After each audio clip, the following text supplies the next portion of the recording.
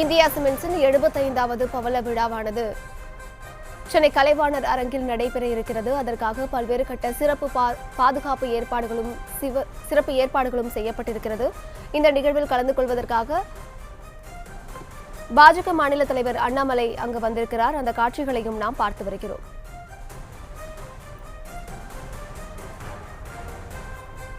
சென்னை கலைவாணர் அரங்கில் இந்தியா சிமெண்டின் 75வது பவள விழாவானது நடைபெற இருக்கிறது. இந்த விழாவில் கலந்து கொள்வதற்காக இன்னும் சற்று நேரத்தில் உள்துறை அமைச்சர் அமித்ஷா வருகை தர இருக்கிறார்.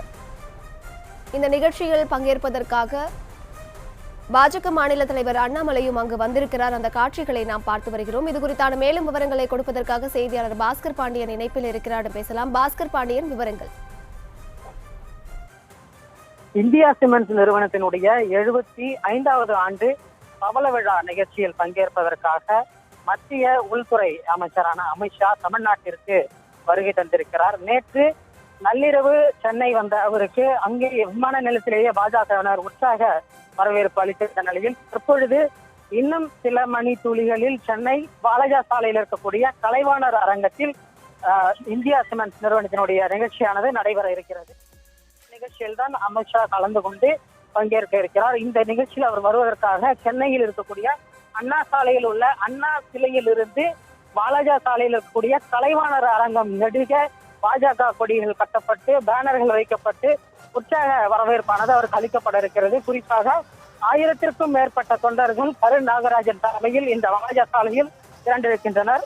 அதோடு மட்டுமல்லாமல் இந்த வாலஜா சாலையில் இருக்கக்கூடிய கலைவாணர் அரங்கத்தில் நடைபெறும் இந்த நிகழ்ச்சியில் அதிமுகவினுடைய ஒருங்கிணைப்பாளரான பன்னீர்செல்வம் மற்றும் பாஜகவினுடைய மாநில தலைவரான அண்ணாமலை ஆகியோரும் பங்கேற்க இருக்கின்றனர். இதற்காக பல்வேறு வகையில், அதாவது அமித்ஷாவை வரவேற்பதற்காக தமிழ்நாட்டினுடைய நாட்டுப்புற கலை நிகழ்ச்சிகளான மயிலாட்டம், கரகாட்டம் என நாட்டுப்புற கலை நிகழ்ச்சிகளோடு பாஜக தொண்டர்கள் உற்சாக குரல் எழுப்பி அவரை வரவேற்க தயாராக இருக்கின்றனர். மேலும் இவரை வரவேற்று வைக்கப்பட்டிருக்கக்கூடிய பேனர்களில் குறிப்பாக ஆங்கிலம் மட்டுமே இடம்பெற்றிருக்கிறது. தமிழோ அல்லது இந்தியோ எந்த விதமான பேனர்களிலும் இடம்பெறவில்லை. ஆங்கிலத்திலான பேனர்கள் மட்டுமே வைக்கப்பட்டிருக்கிறது. குறிப்பாக நவயுக சாணக்கியன் மற்றும் ஆனரபிள் மினிஸ்டர் என பல்வேறு உற்சாக வாசகங்கள் மற்றும் புகழ் வாசகங்கள் அடங்கிய அந்த பேனர்களானது வைக்கப்பட்டு அவருக்கு உற்சாக வரவேற்பு அளிப்பதற்காக தொண்டர்கள் தயார் நிலையில் இருக்கின்றனர். விவரங்களை வழங்கியமைக்கு நன்றி பாஸ்கர் பாண்டியன்.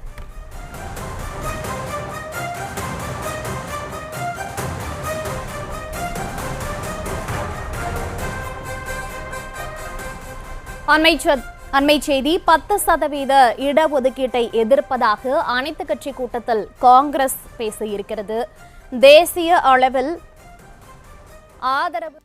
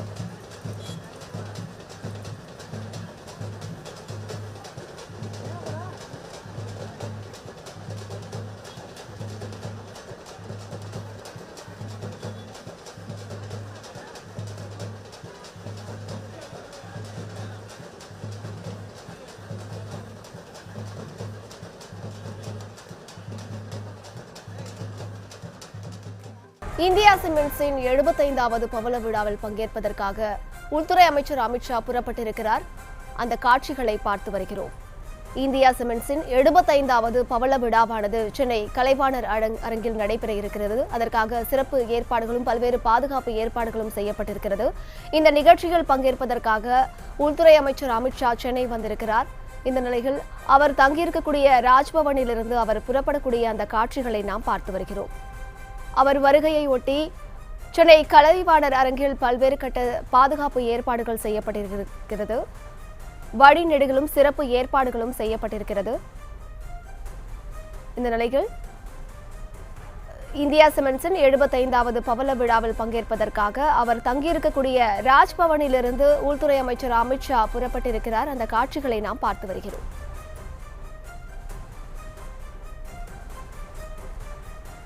மேலும் விவரங்களை கொடுப்பதற்காக செய்தியாளர் காண்டிபன் இணைப்பில் இருக்கிறார். பேசலாம்.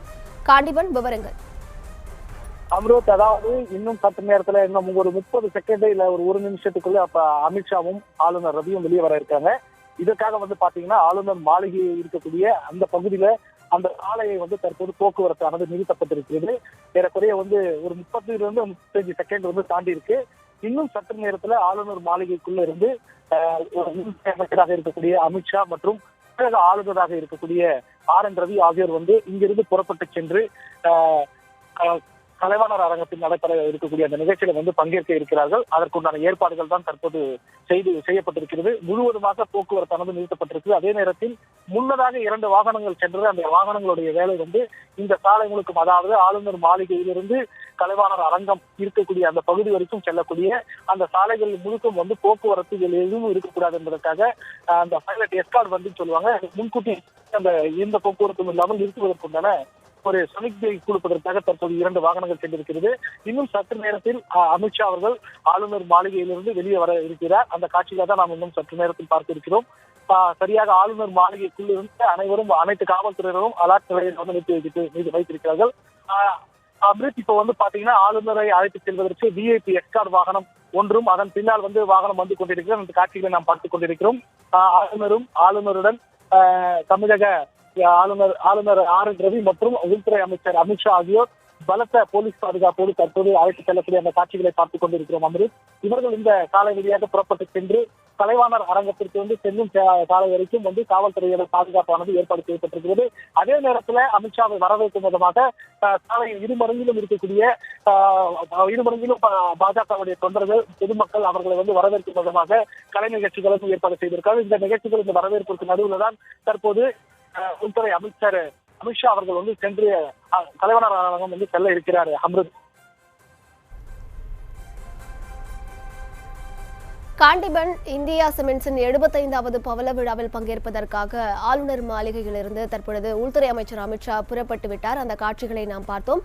அவரை வரவேற்பதற்காக பாஜக தொண்டர்கள் இரு மரங்கிலும் பல்வேறு சிறப்பு நிகழ்ச்சிகளுக்கும் கலை நிகழ்ச்சிகளுக்கும் ஏற்பாடும் செய்யப்பட்டிருக்கிறது. இந்த நிலையில் அவருடைய பாதுகாப்பிற்காக சென்னை கலைவாணர் அரங்கில் உள்ளேயும் வெளியேயும் என்ன மாதிரியான ஏற்பாடுகள் செய்யப்பட்டிருக்கிறது? எத்தனை போலீசார் அங்கு குவிக்கப்பட்டிருக்காங்க? காண்டிபன், இந்த காட்சிகள் தான் இப்ப நம்ம பாக்குறதா உள்துறை அமைச்சர் செல்லக்கூடிய வாகனம். முதல்ல சொன்னது ஆளுநருடைய பாதுகாப்புக்கு உண்டான வாகனங்கள் சென்றது. இப்போது உள்துறை அமைச்சராக இருக்கக்கூடிய அமித்ஷா அவர்களுக்கு ஏற்பாடு செய்யப்பட்டிருக்கிற இந்த பாதுகாப்பு வாகனத்தை அவருடைய வாகனத்துக்கு முன்பும் பின்பும் சென்றிருக்காங்க. குறிப்பா அமித்ஷா அவர்கள் செல்லக்கூடிய அந்த வாகனத்துக்கு முன்பும் பின்பும் பாத்தீங்கன்னா ஜாமர் அமைக்கப்பட்ட அந்த வாகனத்தை வைத்துதான் தற்போது அறிவிச்சிருக்காங்க. முதல்ல நம்ம பார்த்த காட்சிகள் தமிழக ஆளுநராக இருக்கக்கூடிய ரவி அவர்கள் சென்ற வாகனத்துக்கு பாதுகாப்பு ஏற்பாடுகளை பார்த்தோம். அதை தொடர்ந்துதான் உள்துறை அமைச்சராக இருக்கக்கூடிய அமித்ஷா அவர்களுக்கு உண்டான அந்த பாதுகாப்பு ஏற்பாடுகள் செய்யப்பட்ட அந்த வாகனத்துடன் தற்போது ஆளுநர் மாளிகையிலிருந்து அமித்ஷா மற்றும் ஆளுநர் ரவி ஆகியோர் இங்கிருந்து புறப்பட்டு சென்றிருக்கிறார்கள். இவர்களுக்கு உண்டான பாதுகாப்பை காவல்துறை ஏற்பாடு செய்திருக்கிறார்கள். தற்போது கிண்டியில் இருந்து வலதுபுறமாக அண்ணா சாலையை நோக்கி அவர்கள் கடந்து நேராக வாலாஜா சாலையில் இருக்கக்கூடிய கலைவாணர் அரங்கத்தில் நடக்க இருக்கக்கூடிய அந்த நிகழ்ச்சியில் பங்கேற்பதற்காக சென்று கொண்டிருக்கிறார்கள். அம்ருத், இந்தியா சிமெண்ட்ஸின் 75வது பவள விழாவானது சென்னை கலைவாணர் அரங்கில் நடைபெற இருக்கிறது. இந்த விழாவில் பங்கேற்பதற்காக உள்துறை அமைச்சர் அமித்ஷா சென்னை வருகை தந்திருக்கிறார். தற்பொழுது ஆளுநர் மாளிகையில் தங்கியிருந்த அவர் புறப்பட்டு கலைவாணர் அரங்கிற்கு சென்று கொண்டிருக்கக்கூடிய அந்த காட்சிகளை நாம் பார்த்து வருகிறோம். அவர் செல்லக்கூடிய வழி நெருகிலும் பாஜக தொண்டர்கள் சிறப்பு கலை நிகழ்ச்சிகளுக்கும் விழாவிற்கும் ஏற்பாடு செய்யப்பட்டிருக்கிறது. அந்த வகையில் காண்டிபன் இது குறித்த விவரங்களை நமக்கு வழங்கி கொண்டிருக்கிறார். காண்டிபன், அதே போல பாதுகாப்பு ஏற்பாடுகள் அப்படின்னா என்ன மாதிரியான பாதுகாப்பு ஏற்பாடுகள் எல்லாம் செய்யப்பட்டிருக்கிறது? கலைவாணர் அரங்கத்துல உள்ள எத்தனை அடுக்கு பாதுகாப்பு போடப்பட்டிருக்கிறது? அதே போல கலைவாணர் அரங்கத்துக்கு வெளியே எத்தனை போலீசார் பாதுகாப்பு பணியில ஈடுபட்டிருக்காங்க காண்டிபன்?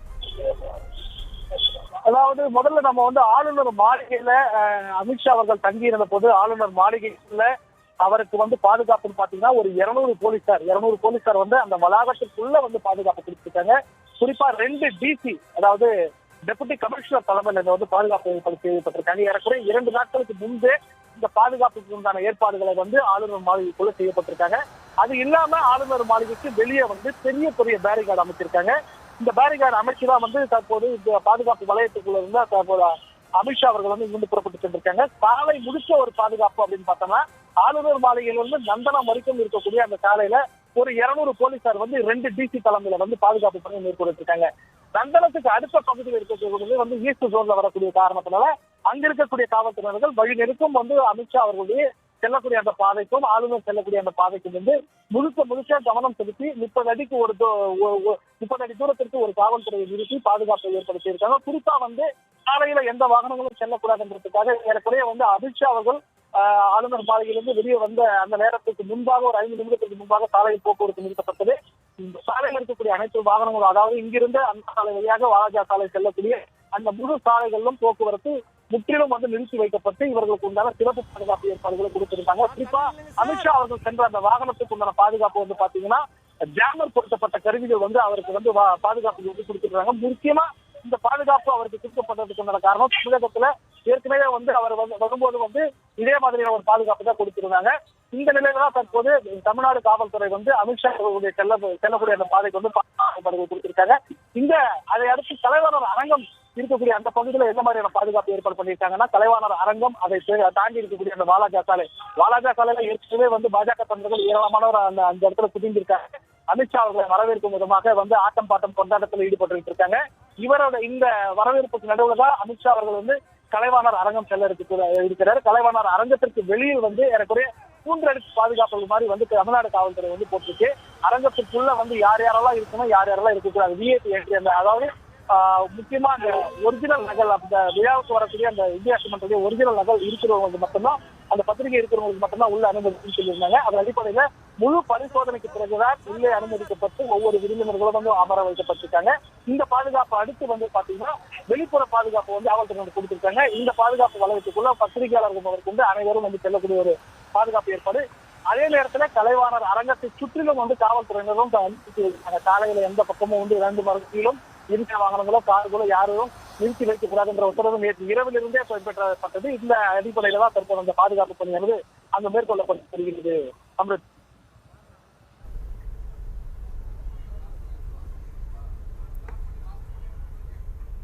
காண்டிபன் தொடர்ந்த இணைப்பில் இருங்க.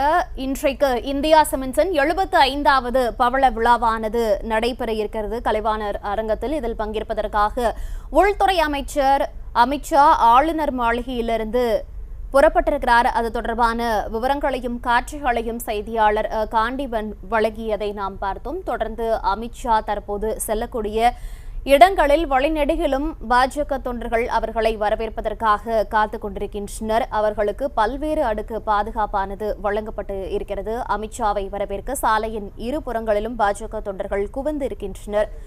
தொடர்ந்து இந்தியா சிமெண்ட்ஸின் பவள விழாவில் பங்கேற்பதற்காக மற்ற மாநில முதல்வர்கள் மற்றும் பல்வேறு சிறப்பு விருந்தினர்கள் இதற்கு அழைக்கப்பட்டிருக்கிறார்கள். அந்த வகையில் ஆளுநர் மாளிகையிலிருந்து கலைவாணர் அரங்கத்திற்கு உள்துறை அமைச்சர் அமித்ஷா புறப்பட்டிருக்கிறார். அந்த காட்சிகளை பார்த்து வருகிறோம்.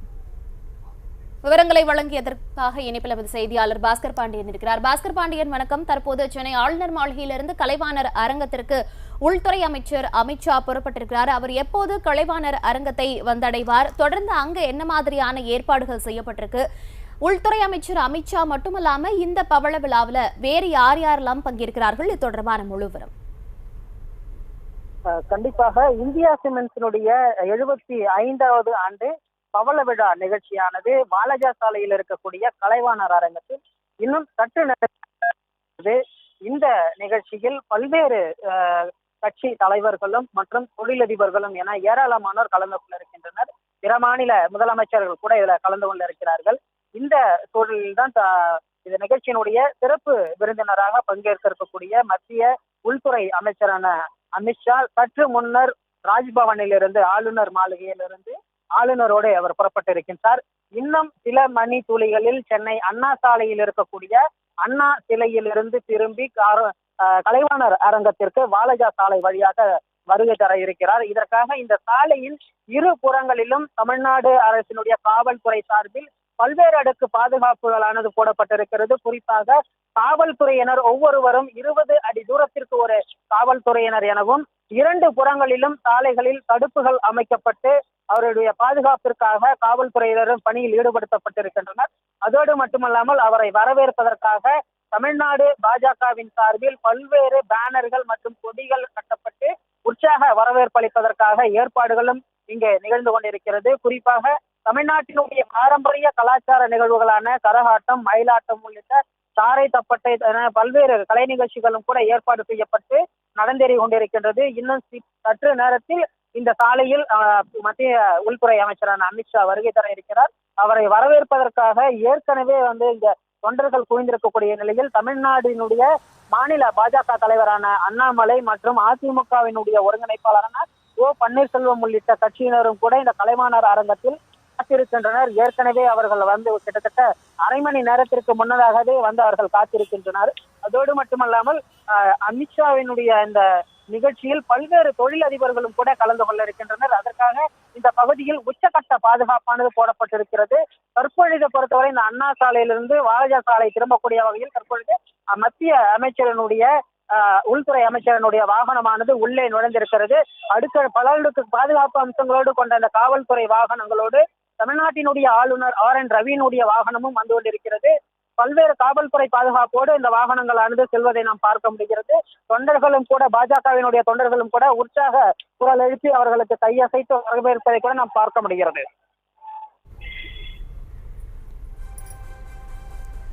இந்தியா சிமெண்ட்ஸின் 75வது பவள விழாவானது சென்னை கலைவாணர் அரங்கில் நடைபெற இருக்கிறது. இந்த விழாவிற்காக பல்வேறு சிறப்பு ஏற்பாடுகள் எல்லாம் செய்யப்பட்டிருக்கக்கூடிய நிலையில் உள்துறை அமைச்சர் அமித்ஷா நேற்று நள்ளிரவு சென்னை வந்தடைந்தார். இந்த நிகழ்ச்சியில் பங்கேற்பதற்காக சென்னை ஆளுநர் மாளிகையிலிருந்து தற்பொழுது அவர் கலைவாணர் அரங்கிற்கு சென்று கொண்டிருக்கக்கூடிய அந்த காட்சிகளை பார்த்து வருகிறோம். விவரங்களை நம்முடைய செய்தியாளர் பாஸ்கர் பாண்டியன் வழங்க கேட்டுக்கொண்டிருக்கிறோம். பாஸ்கர் பாண்டியன், கலைவாணர் அரங்கில் என்ன மாதிரியான சிறப்பு ஏற்பாடுகள் எல்லாம் செய்யப்பட்டிருக்கிறது, விவரங்கள்? கண்டிப்பாக இந்த வாலஜா சாலையிலேயே பல்வேறு அடுக்கு பாதுகாப்புகளானது போடப்பட்டிருக்கிறது. அதோடு மட்டுமல்லாமல் அந்த அரங்கிற்குள் செல்வதற்கு பல அடுக்கு பாதுகாப்புகளை கடந்துதான் அந்த அரங்கிற்கு செல்ல வேண்டியிருக்கிறது. குறிப்பாக அடையாள அட்டை காண்பிக்கப்பட்ட பிறகுதான் அங்கே உள்ளே அனுமதிக்கப்படுகிறார்கள். ஏற்கனவே தொழிலதிபர்கள் மற்றும் கட்சியினர்களுக்கு சிறப்பு அனுமதி அட்டைகளானது வழங்கப்பட்டிருக்கிறது. அந்த அட்டைகள் இருந்தால்தான் உள்ளே அனுமதிக்கப்படுகிறார்கள். அதோடு மட்டுமல்லாமல் ஏற்கனவே தமிழ்நாடு காவல்துறை சார்பில் பல்வேறு அடுக்கு பாதுகாப்புகள் போடப்பட்டிருக்கக்கூடிய நிலையில் மத்திய உள்துறை அமைச்சர் என்பதால் பல்வேறு அடுக்கு பாதுகாப்புடன் மத்திய அமைச்சருக்காக உயர்தர பாதுகாப்பு அம்சங்களோடு அந்த பாதுகாப்பு வாகனங்களும் கூட அவரோடு அந்த வாகனம் வந்த பொழுது அவருடைய வாகனத்திற்கு முன்னும் பின்னும் அணிவகுத்து சென்றதையும் நாம் பார்க்க முடிகிறது. இந்த நிகழ்ச்சியில் கிட்டத்தட்ட 1 மணி நேரத்திற்கு மேல் இந்த நிகழ்ச்சியில் அவர் பங்கேற்று போகிறார். குறிப்பாக சரியாக 12:50 நிமிடங்கள் வரை அவர் இந்த நிகழ்ச்சியில் பங்கேற்க இருக்கிறார். அதற்கு பிறகு கமலாலயத்தில் இருக்கக்கூடிய நிகழ்ச்சியிலும் பங்கேற்க இருப்பதால் அவருக்கு உயர்தர பாதுகாப்பு அம்சங்களோடு அந்த பாதுகாப்பு ஏற்பாடுகளானது மேற்கொள்ளப்பட்டிருக்கிறது.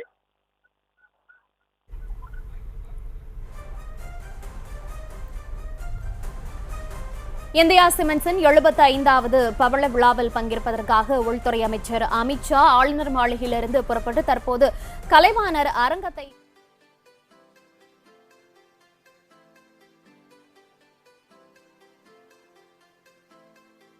உற்சாகமாக வரவேற்பு அளித்து வருகின்றனர். இந்த காட்சிகளையும் பார்த்து வருகிறோம். இந்தியா சிமெண்ட்ஸின் 75வது பவள விழாவானது கலைவாணர் அரங்கத்தில் நடைபெற இருக்கிறது. தற்போது இந்த நிகழ்வில் கலந்து கொள்வதற்காக மத்திய உள்துறை அமைச்சர் அமித்ஷா கலைவாணர் அரங்கத்திற்கு வருகை தந்திருக்கிறார். அந்த காட்சிகளை பார்த்து வருகிறோம்.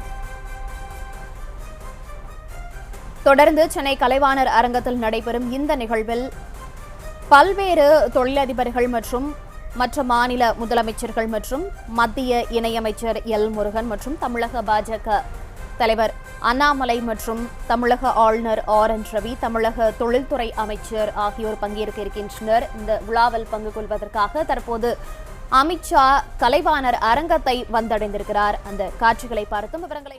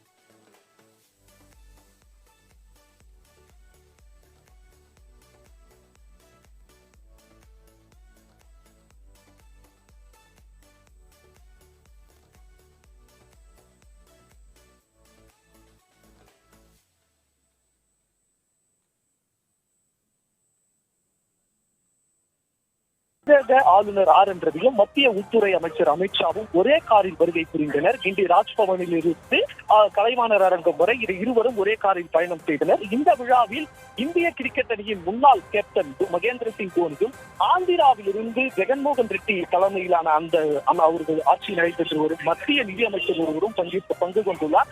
அது மட்டுமில்லாமல் தமிழகத்தின் முன்னாள் முதல்வர் பன்னீர்செல்வம், தமிழக பாஜக தலைவர் அண்ணாமலை, மத்திய இணையமைச்சர் எல் முருகன், இந்தியா சிமெண்ட் நிறுவனத்தின் துறை தலைவர் சீனிவாசன் உள்ளிட்டோரும் இந்த நிகழ்ச்சியில் பங்கேற்றுள்ளனர். அது மட்டும் இல்லாமல் வெளிநாடுகளைச் சேர்ந்த தொழில் அதிபர்களும் இந்த நிகழ்ச்சிக்கு வருகை தந்துள்ளனர். இந்த நிகழ்ச்சி சென்னை கலைவாணர் அரங்கில் நடைபெற்று வருகிறது.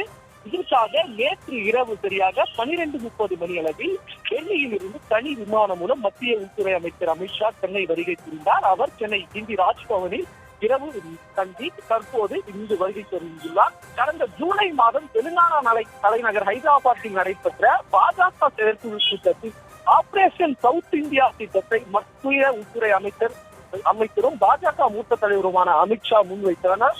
அதே போல் கடந்த சில வாரங்களுக்கு 76 அமைச்சர்கள் தமிழகம் வருகை புரிவார்கள் என்று தமிழக பாஜக தலைவர் அண்ணாமலை சொல்லியிருந்தார். நேற்று அதே போல இந்திய பிரதமர் திரு நரேந்திர மோடி அவர்கள் திண்டுக்கல் மாவட்டத்தில் உள்ள காந்தி கிராமிய பல்கலைக்கழக பட்டமளிப்பு விழாவில் பங்கேற்றார். இந்த நிலையில் மத்திய உள்துறை அமைச்சர் அமித்ஷா இன்று சென்னை வருகை புரிந்துள்ளார்.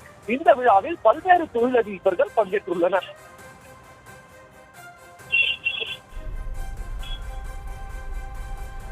மணிவண்ணன்,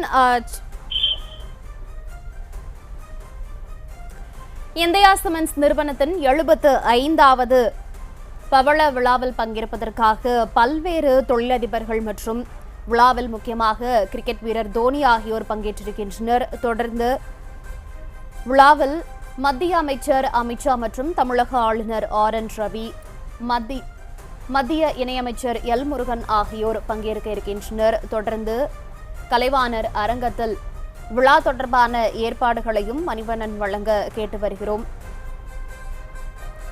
இந்தியா சிமெண்ட்ஸின் 75வது வருடம் நிறைவடைந்ததை கொண்டாடும் விதமாக தற்போது இந்தியா சிமெண்ட்ஸ் 75 நிகழ்ச்சியில் கலந்து கொள்வதற்காக பல்வேறு விருந்தினர்கள் அங்கு வருகை தந்திருக்கின்றனர்.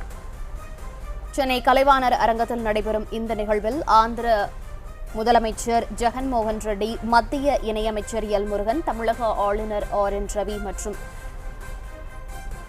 சிறப்பு விருந்தினர்களாக பல்வேறு தொழிலதிபர்களும் பங்கேற்றிருக்கின்றனர்.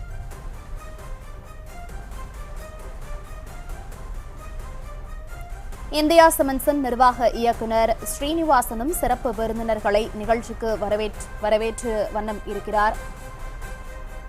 விழாவில் கிரிக்கெட் வீரர் தோனி ஆகியோர் பங்கேற்றிருக்கின்றனர். மத்திய அமைச்சர் எல் முருகன் உள்ளிட்டோரும் பங்கேற்றிருக்கின்றனர். தொடர்ந்து விவரங்களை மணிவண்ணனிடம் கேட்கலாம். மணிவண்ணன், சரியாக எத்தனை மணிக்கு விழா தொடங்க இருக்கிறது? இது தொடர்பான விவரம். சரியாக இந்த விழா 11 மணி அளவில் தொடங்கும் என்று கூறப்பட்டிருந்தது. ஆனால் இன்று ராஜ்பவனில் இருந்து இன்று வர பாஜகவினர் வழிநடிகளும் உற்சாக வரவேற்பு அளித்தனர். அதாவது அண்ணா சாலையில் இருந்து கலைவாணர் அரங்கம் வரை சாலையின் ஒருபுறமும் நின்று பாஜகவினர் மேளதாளங்கள், மயிலாட்டம், குயிலாட்டம் போன்றவற்றை ஆடி அந்த அமித்ஷா அவர்களை வரவேற்றனர். அது மட்டும் இல்லாமல் இந்த நிகழ்ச்சிக்கு வருகை புரிந்த பாஜக மாநில தலைவர் அண்ணாமலை அவர்கள் பாதி வழியிலேயே கார் இறங்கி தொண்டர்களை பார்த்து கையசைத்தபடி நடந்த இந்த கலைவாணர் அரங்கத்திற்கு உள்ளே சென்றார். அது மட்டும் இல்லாமல் எல் முருகன் அவர்கள் சரியாக 10:30 மணிக்கு இந்த அரங்கிற்கு வருகை தந்தார். அதனைத் தொடர்ந்து அமைச்சர் தங்கம் தென்னரசு அவர்கள் வருகை தந்துள்ளார். அதன் பின்பு முன்னாள் முதல்வர் ஓ பன்னீர்செல்வம் இந்த நிகழ்ச்சியில் பங்கேற்றுள்ளார். அது மட்டும் இல்லாமல் EPS இந்த நிகழ்ச்சியில் பங்கேற்பாரா என்று கேள்வி, ஆனால் EPS பங்கேற்கவில்லை. அவர்கள் இன்று நடைபெறும் சட்டமன்ற கூட்டத்தொடர் அமைச்சரவை கூட்டத்தை புறக்கணித்து தற்போது OPS அவர்கள் இங்கே வருகை செய்துள்ளார். இந்தியா சிமெண்ட் நிறுவனத்திற்கும் முன்னாள் கேப்டன் தோனிக்கும் பெரும் நட்பு உள்ளது. ஏனென்றால் அவர் கடந்த பல வருடங்களாக சென்னை சூப்பர் கிங்ஸ் அணிக்காக விளையாடி கொண்டிருக்கிறார். இந்தியா சிமெண்ட் சார்பில் நடைபெறும் பல்வேறு நிகழ்ச்சிகளில் தோனி பங்கேற்பது வழக்கம். அந்த வகையிலே இன்று தோனி பங்கேற்றுள்ளார். இந்த நிகழ்ச்சி தற்போது கலைவாணர் அரங்கில் நடைபெற்று வருகிறது. கூடியிருந்த தொண்டர்கள் தற்போது சாலைகளில் இருந்து செல்ல தொடங்கியுள்ளனர். ஏனென்றால் சரியாக 2:30 மணி அளவில் இந்த நிகழ்ச்சி கலைவாணர் அரங்கத்தில் இந்த நிகழ்ச்சி முடிந்தவுடன் பாஜக தலைமையகமான கமலாலயத்தில் அமித்ஷா அவர்கள் ஆலோசனையில் ஈடுபட்டுள்ளார். தமிழகத்தில் என்னென்ன மாதிரியான விஷயங்களை நடத்தலாம், அதாவது 2024 தேர்தல் குறித்து ஆலோசிப்பார்கள் என்றும் சொல்லப்படுகிறது. அதற்காக சரியாக 1:30 மணி அளவில் அவர் இங்கிருந்து செல்வார் என்று கூறப்படுகிறது. அதனைத் தொடர்ந்து கமலாலயத்தில் உணவு உண்ட பிறகு தொடர்ந்து பேசலாம் மணிவண்ணன். தற்போது விழா மேடைக்கு உள்துறை அமைச்சர் அமித்ஷா வருகை தந்திருக்கிறார். அந்த காட்சிகளை பார்த்து வருகிறோம். விழா மேடையில் மத்திய இணையமைச்சர் எல் முருகன் மற்றும் தொழில்துறை அமைச்சர் தங்கம் தென்னரசு ஆகியோர் இருக்கின்றனர். I once again welcome you all to the 75th year celebration of the India Cements Limited. This is a landmark day and we will begin this morning's festivities by paying homage to Mother India. India சிமெண்ட்ஸின் 75வது பவள விழாவானது கலைவாணர் அரங்கத்தில் தற்போது துவங்கி இருக்கிறது. இந்த நிகழ்வில் மத்திய இணையமைச்சர் எல் முருகன், தமிழக ஆளுநர் நீராறும் கடலொடுத்த நிலமடந்தை கெழிலொழுகும் சீராறும் வதனமென திகழ்பரத கண்டமிதில் தெக்கணமும் அதிர் சிறந்த திராவிடனல் திருநாடும் தக்க சிறு பிறை நுதலும் தரித்தனரும் திலகமுமே அத்திலக வாசனை போல் அனைத்துலகும் இன்பமுற எத்திசையும் புகழ் மணக்க இருந்த பெரும் தமிழனங்கே தமிழனங்கே உன் சீரிழமை திறம் வியந்த செயல் மறந்த வாழ்த்ததுமே வாழ்த்ததுமே வாழ்த்ததுமே. That was the Tamil Thai Vartha. May I request? India cements நிறுவனத்தின் 75வது பவள விழாவானது சென்னை கலைவாணர் அரங்கத்தில் துவங்கி நாயக ஜய ஹே பாரத பாக்ய விதாதா பஞ்சாப சிந்த குஜராத மராட்டா திராவிட உத்கல வங்கா விந்திய ஹிமாச்சல யமுனா கங்கா உச்சல ஜலதி தரங்கா தவ சுப நாமே ஜாஹே तव शुभ आशीष माहे गाहे तव जय गाता जनगण मंगलदायक जय हे भारत भाग्य विदाता जय हे जय हे जय हे जय जय जय जय हे.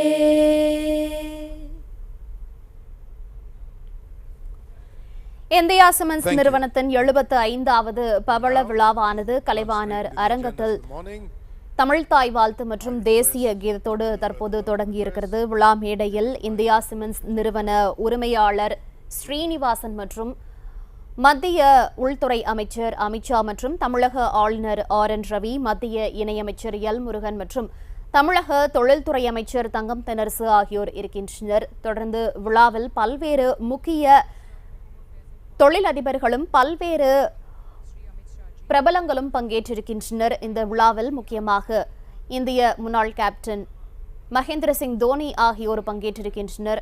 கலைவாணர் அரங்கத்தில் தற்போது விழாவானது துவங்கி இருக்கிறது. அந்த காட்சிகளை பார்த்து வருகிறோம்.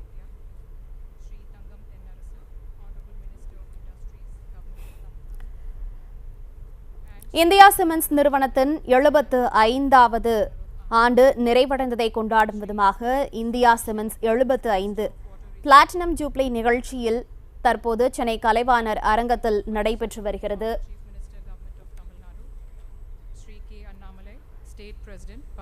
தற்போது கலைவாணர் அரங்கத்தில் இந்தியா சிமெண்ட்ஸின் 75வது பவள விழாவானது தொடங்கியிருக்கிறது. அது தொடர்பான காட்சிகளை பார்த்தும் விவரங்களை அடுத்தடுத்து வரும் செய்திகளில் விரிவாக பார்க்கலாம். Good morning and a very warm welcome to each and every one of you. 75 years, it has passed by in the blink of an eye. More than 3 generations of Indians have built this great country with a unique bent of perseverance and toil. Every generation has instilled its own values and passed on the baton of nation building to the next one seamlessly. And here we are today, with a swift passage of time celebrating 75 years of independence as the largest democracy and as the cynosure of the world.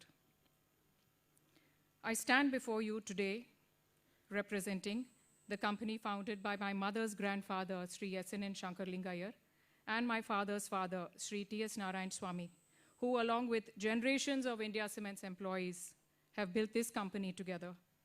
In many ways, this company's path has mirrored that of India, the beginnings humble in every sense, but that of ambition. I think of the courage and confidence it would have taken the founders to embark on this dream of industrial growth in India even before the country got its independence. Founders traveled by bullock cart to thorny bushland, seeking limestone hidden beneath, to fuel a dream of serving a young country's hunger for strong building blocks. India Cement started with one single plant in Tariyatur, a small hamlet 10 kilometers from Tirunelveli, hundreds of kilometers from Madras, and even further from the industrial infrastructure of erstwhile India. It's hard for me to fathom the courage and confidence it would have taken them to think of starting and running a cement plant in pre-World War years, when even the smallest part had to be shipped all the way from Denmark. The things we take very easily for granted today when setting up an industry, be it electricity, availability of heavy equipment and machinery, or even a mature transportation or communication system, was just not available then. 75 years. I'd like to share some numbers with this gathering to illustrate just how much has changed in the blink of an eye. 75 years ago, there were just 34 crore Indians, 21,000 kilometers of national highway, and a little over 1,000 megawatts of installed capacity in electricity generation. Today, we have over 1.4 lakh kilometers of national highway, nearly 4 lakhs megawatt of installed capacity, and quite a few more of us to keep the dream of India chugging steadily along. Along with the hopes and dreams of every Indian, India Cements has flourished while seeing its fair share of struggles and triumphs. We have seen growth, both organic and strategic, expansion into other fields of businesses, and multiple reinventions to overcome challenges that have come our way. A large part of this has been under the leadership of my father, N. Srinivasan. It has been a journey of hardships faced, battles lost and won, of stories of serendipity, loyalty, anguish, and finally that of staying power. My father's successful journey of over 50 years at India Cements could not have been possible without the unshakable support of his wife, Srimati Chitra Srinivasan. Under his leadership, the company grew almost tenfold to stand today among the leaders in the industry and to enjoy a presence beyond South India.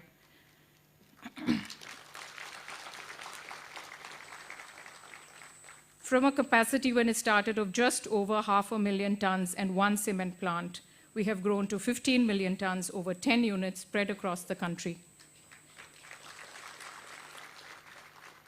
We are no longer just a South Indian cement company. Our brands, Coromandel, Shankar, Concrete Super King, are available in the far corners of the country. We stay in touch with the times and trends and have leveraged technology in an effort to make sure that we reach all our employees across different operations, as well as have an extended reach to all our dealers and business partners. We have created technological solutions that will make sure that every one of them will be a part of our bigger, broader family. And I'm proud to say that we have done this without losing the essence of, or the ethos of India Cements, a bond that ties us all together like a family. The future promises its fair share of opportunity as well as challenges. Sustainability has become a buzzword, and rightfully so. From what can we build and grow in our world, the conversation has shifted to what can we do to leave a better world for our children. India's installed capacity of 4 lakh megawatts that I mentioned earlier is proudly comprised of nearly 40% renewable energy, the highest share ever for us. As a country, we are the second highest producer of renewable energy in Asia, taking giant steps to remain sustainable while not compromising the pace or scale of development. In a similar vein, India Cements aims to promote sustainability in many ways.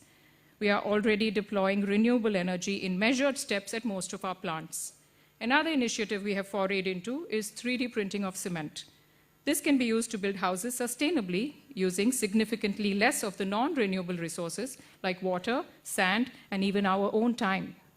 To this end, we have taken a long-standing relationship with our construction industry to the next level. We have forged a strategic collaboration with Twasta Manufacturing Solutions to power a new era of nation building.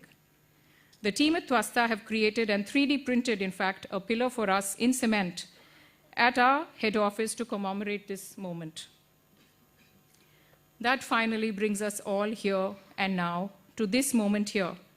As we walk towards our centenary, we feel the future will be brighter, especially as it is powered by a glorious past. Thank you.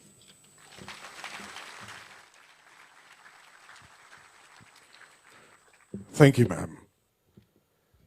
We now request Mr. N. Srinivasan to felicitate our Honorable Chief Guest, Shri Amitshah ji.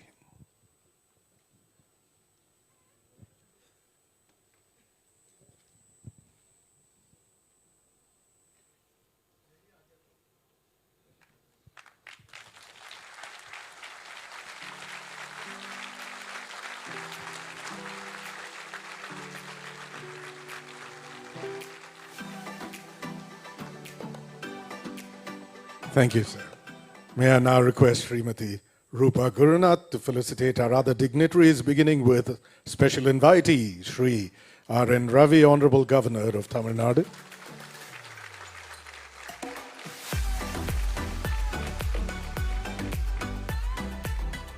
Our guests of honors, Shri L. Murugan, Honorable Minister of State for Fisheries, Animal Husbandry, Dairy and Information and Broadcasting, Government of India.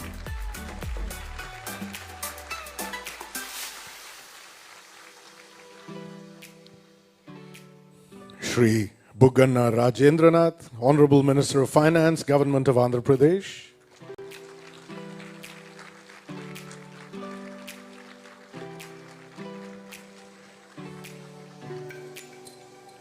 And last but certainly not the least, Shri Tangam Tennarasu, Honorable Minister for Industries, Government of Tamil Nadu.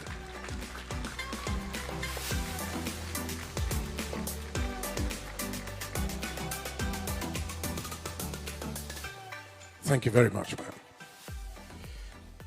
Ladies and gentlemen, as an MC, I've had the privilege of being a part of numerous silver jubilees and even a few golden jubilees, but platinum jubilees are few and far between. Only the creme de la creme who have the staying power, the will to endure, the wherewithal to weather every storm that comes their way, the ability to come out of every battle that much stronger, have the gift of longevity. Standing tall among this elite group is the India Cements Limited. Even though we completed 75 years a year ago, we could not properly celebrate it thanks to the scourge that was COVID-19. Having decided to celebrate it this year, we are infinitely thankful to the Honorable Union Home Minister, Shri Amitshah ji, for having agreed to preside over the celebration. We would also like to emphasize that the Union Home Minister is here almost entirely because of the personal equation he shares with Mr. N. Srinivasan.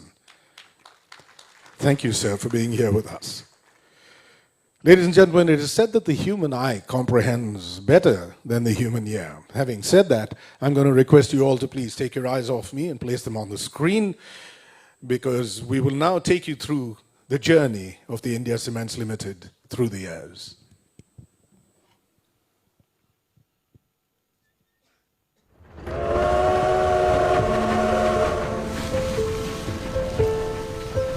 இன்னும் நான் உயரணும், என் எண்ணமும் வளர்ச்சியும் ஒரு பாலமா இணையணும்.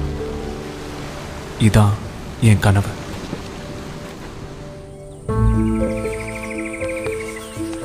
കുട്ടികളുടെ വിദ്യാഭ്യാസം മുടങ്ങാൻ പാടില്ല. നല്ല ചുറ്റുപാടിൽ ഉറപ്പുള്ള കെട്ടിടത്തിൽ അവർ പഠിക്കണം. ഇതാണ് എൻ്റെ സ്വപ്നം.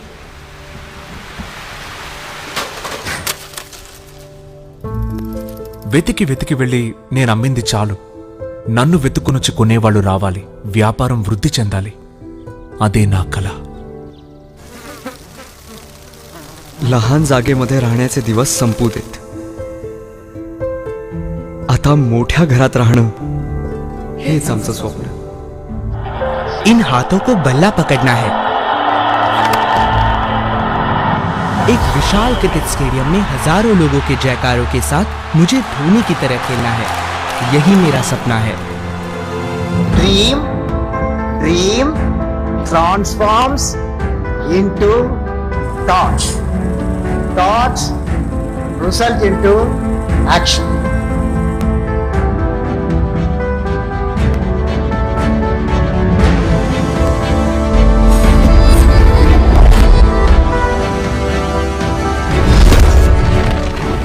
Our 21st February 1946, Sri S.N. Shankarlingayar and Sri T.S. Narayan Swamy laid the foundation for India Cements. They did not just aspire to start an organization. They dreamt of building independent India. They set truly international standards for the country that was yet to be born.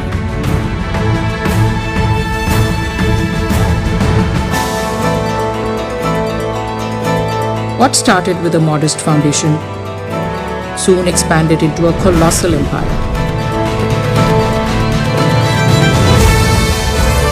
The mighty responsibility of this empire fell on the young shoulders of N. Srinivasan at the age of 23. He quickly became a force to be reckoned with, defying odds and winning battles.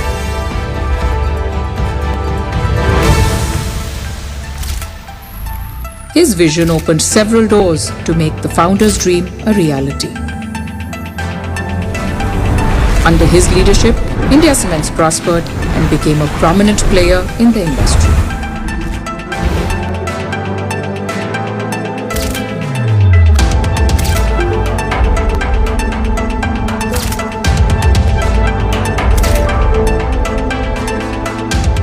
His vision led to the creation of trusted brands and innovative cement solutions, resulting in unshakable trust from all stakeholders.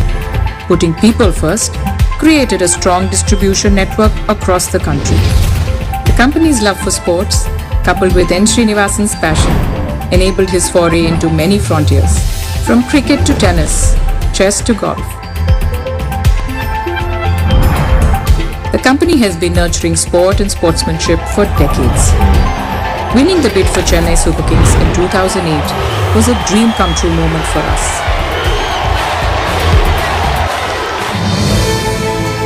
Beyond sport, the company's social responsibility and sustainability activities have impacted thousands of lives and improved the environment. The brand's trust and quality have opened doors to build landmark infrastructures for different needs, for different purposes, for different scales, but with one common connection.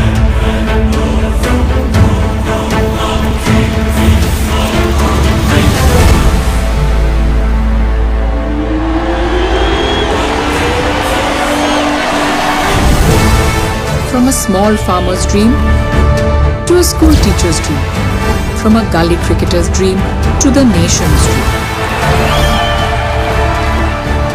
For over 75 years, we have made these dreams come true. And we're continuing on this journey to turn a billion dreams into reality.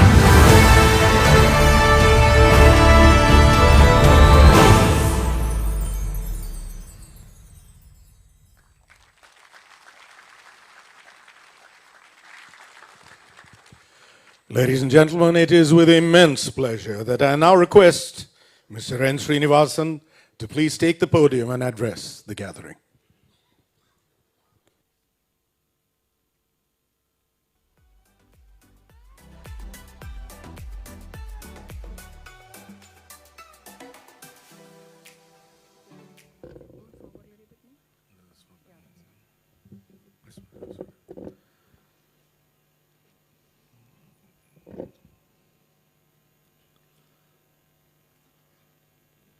Honorable Home Minister,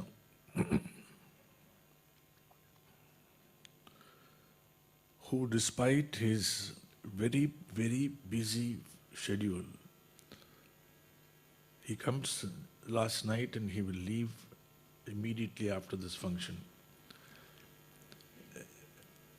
I do not know what I have done to deserve such grace from the Honorable Home Minister.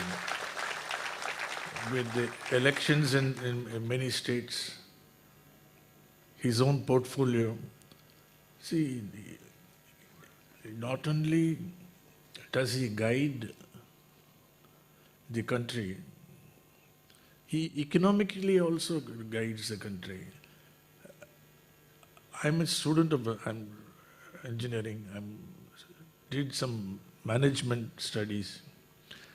But there is a lot to learn from our Home Minister.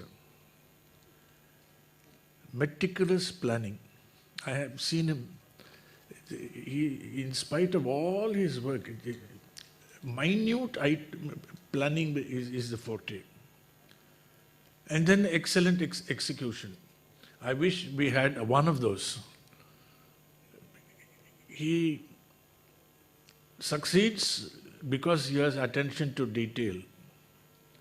He succeeds because not only does he have attention to detail, he never loses his temper. His focus is very strong.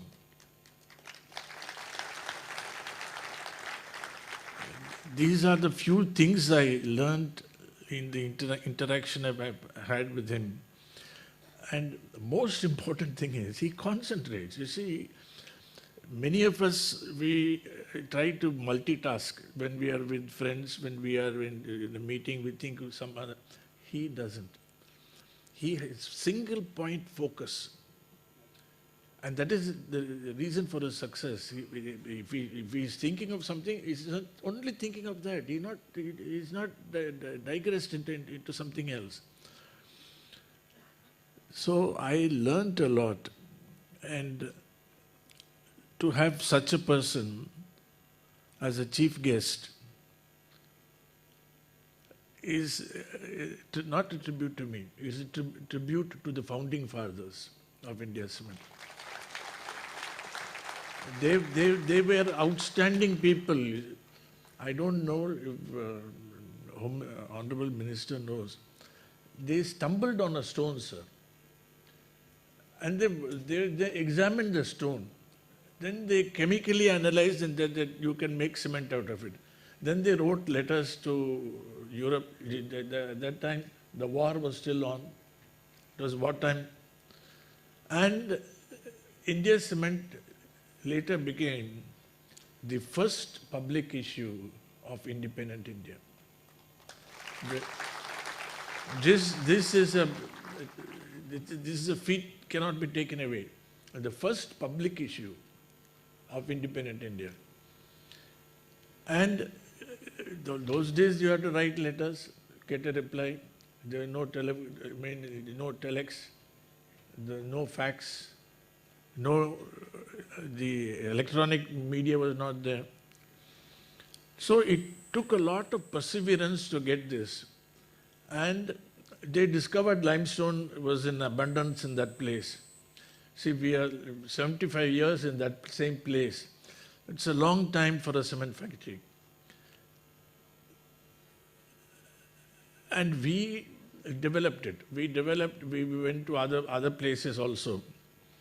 So your presence is a tribute to the two people who stumbled over that stone and realized that there is something we can make out of it.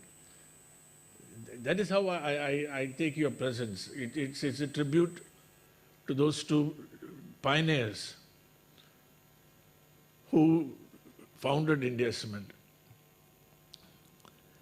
I will take just a little short few words.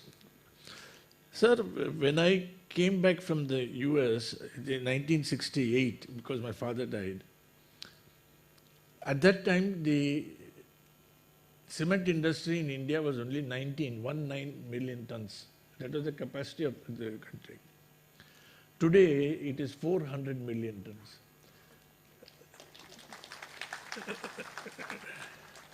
Cement industry is a success story of decontrol. They decontrolled and de-licensed. Cement was earlier under severe licensing and control. When that was lifted, the cement industry blossomed. I mean, we have today two large factories, Ultratech and the newly Adani Group. But there are a lot of factories which are 1 million tons or 2 million tons, which are still viable and they are working all over. There are only 7 states in the country where limestone is available. And all the cement production can only be taken, since you need 1.5 tons of limestone for 1 ton of cement, you have to site it where the limestone is, not where the demand is. The demand is all over India, but it's produced only in 3-4 places.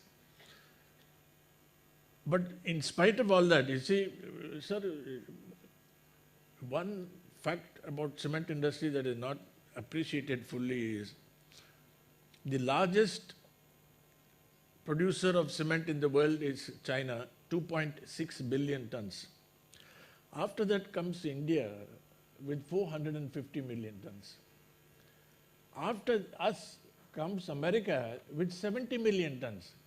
We are, I mean, if you leave aside China and its size and its limestone, we are by far the largest, and we are the most sophisticated of all these producers. Just in a lighter vein, India cement is bigger than the United Kingdom. So we have, as far as cement is concerned, the world is, sir, you need cement. It's a building block. If we did not have the limestone, and if we had not entrepreneurs to produce it, we can't import it, sir. Today, we hardly export 1 or 2 million tons. Import also will be the same way. We can never, India would never have progressed to the extent it has, particularly in the last few years, but for the fact that there was constant thrust on infrastructure, there was constant attempt to improve it, and cement production flourished. So therefore, it is the progressive policies of the government, that have led to India being second in the world, and today we also make the cement equipment. This is truly a homegrown industry. India is one of the few countries where not only you produce cement, huge amount of cement, you consume it also. Still, the rate at which infrastructure is developing under your government,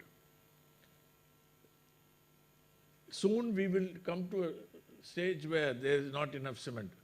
So the existing cement industry has to expand very fast.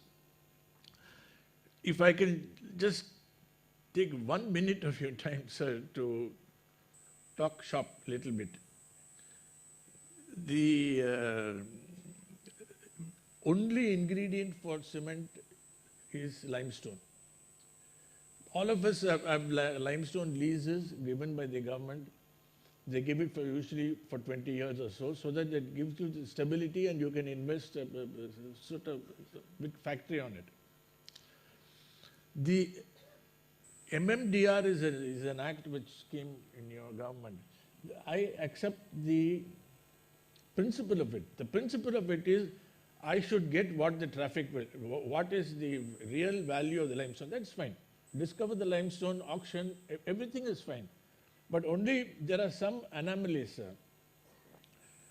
In every state in India, I can apply for a mining lease on your land. And then if I get the mining lease, I can then later go sit with you and negotiate what to pay. This is what happens throughout India. But in Tamil Nadu, there's a small change. In Tamil Nadu, you have to own the land even to apply for a mining lease. So I must have the surface right in order to apply for mining lease. So all the existing producers of cement own the lands fully. The MMDR puts, if my limestone comes into auction, anybody can bid for it. And he has the right to come into my land, which I own, and dig limestone there. That is the only small anomaly. It happens only in one state in the country. So if minister can sometimes just look at it. The solution is that, you can discover the price. There is no problem. You discover whatever the price it is for 400 rupees, the existing fellow will play. But to take away his land, which he has bought, because limestone is there, that is a little harsh. So I just thought I'd mention it to you so that at some point...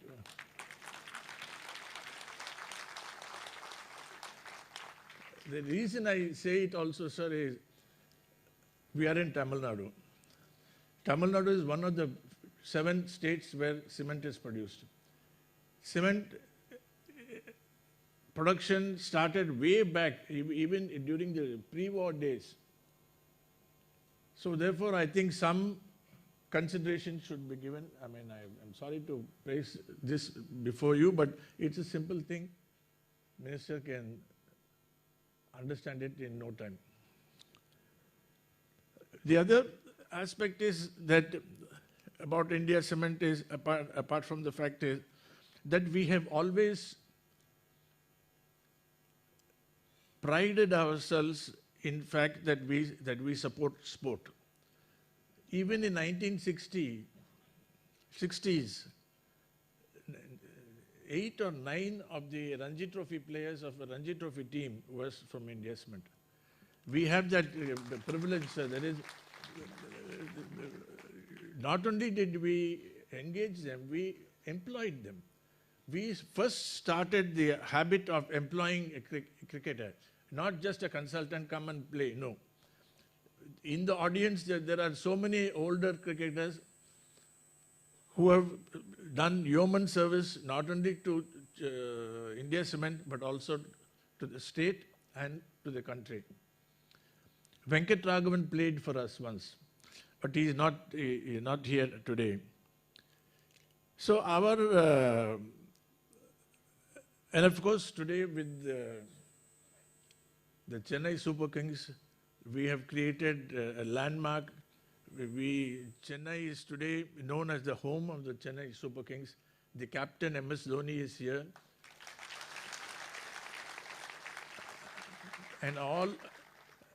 And we continue our sporting tradition. Ultimately, sir, not only do you need industry, you need a fair mind. A fair mind comes out of association with sport. A fair mind comes out of administering with fairness. That is what you do. We are very happy that this government has done everything to set right the anomalies of the past and to show the future in a very clear, crystal clear manner. So therefore, we are many times thankful to you for having spared your time to come to our function. We are simple people, sir. We don't have any other. I know sport at this age. I still play golf.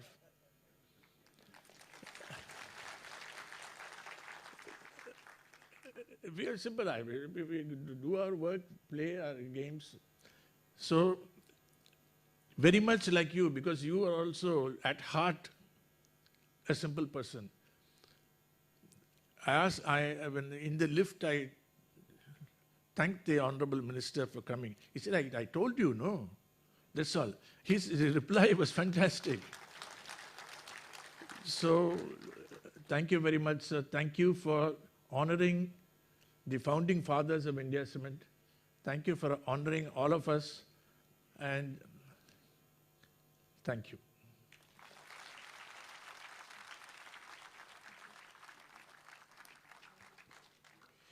Thank you very much, sir.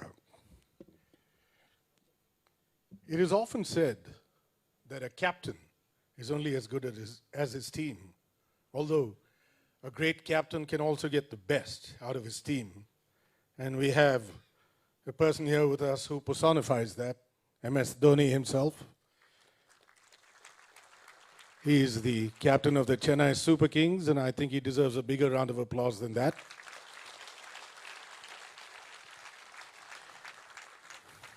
Thank you. Like a captain and his team, any company can only be good if the workforce is exemplary.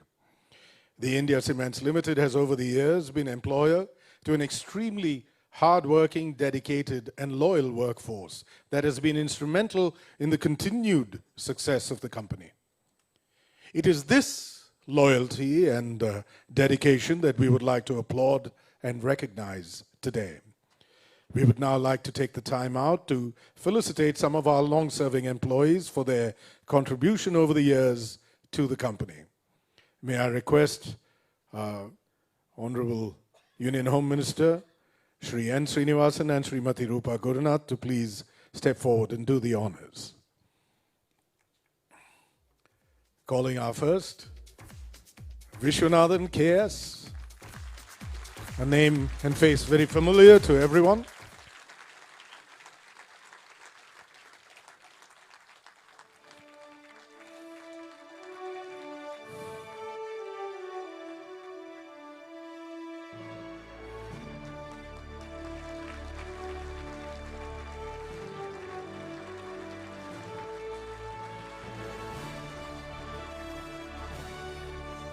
Followed next by Mr. Mani R.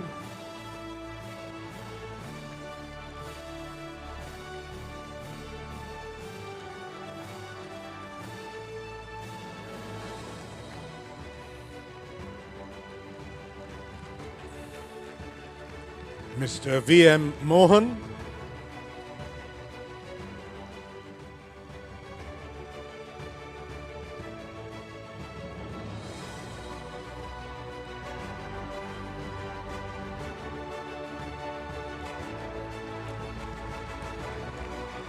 Mr. S.K. Palaniappan.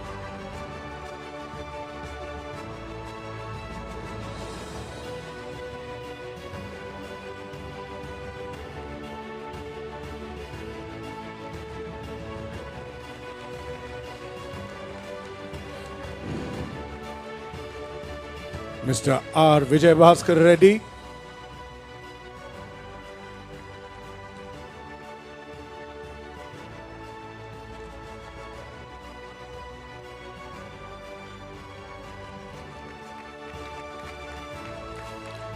Mr. M. Karupusamy.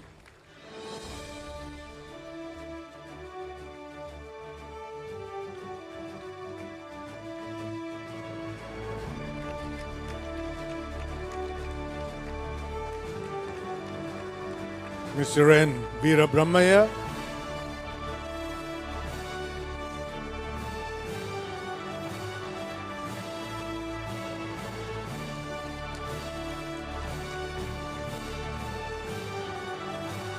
Mr. N. Sivaramakrishnan.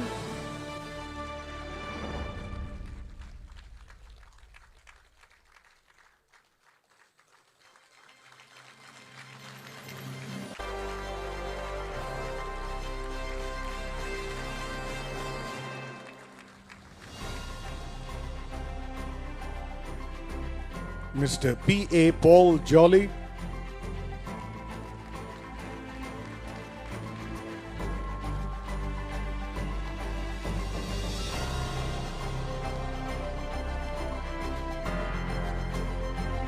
And last but not the least, Mr. M.S. Krishnamurthy.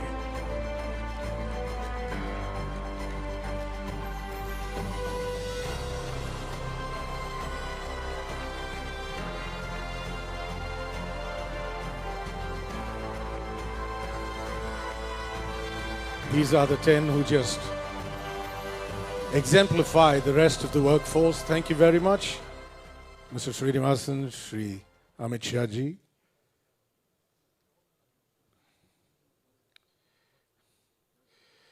The India Cements Limited, and specifically Mr. N. Srinivasan, as you all know, have over the years been champions of sport of all kinds, beginning with cricket, where they have been working from the grassroots level in Tamil Nadu, and now have created the most popular cricket franchise in the IPL, the Chennai Super Kings. I can see MS smiling from down there. They have been promoting sports like tennis, golf, and chess, amongst others. I think actually I'm getting a little ahead of myself here.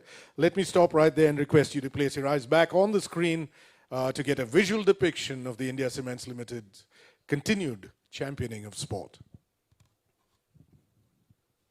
I have only one question mark in my life was, where was Srinivasan when we were playing? I must say that a lot of administrators come and gone. Certain people made an impact on the game. And definitely, sir, you made an impact on Indian cricket.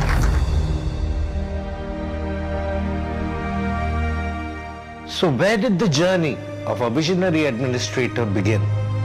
As early as 1965, India Cements' deep passion for the sport translated into action. The ICL ground at Sankanagar was the first gateway into a vast legacy in sport. That was a year that India Cements started promoting cricket in a big way. We took over Jolly Rovers and started building up a team. It became a very big team. By the time we had the first 5-6 years, we had won about 3 or 4 trophies in Palayampatti. So we had 10 Ranji Trophy players in our team at that time. By the early 90s, the company's teams were the ones to beat in the state.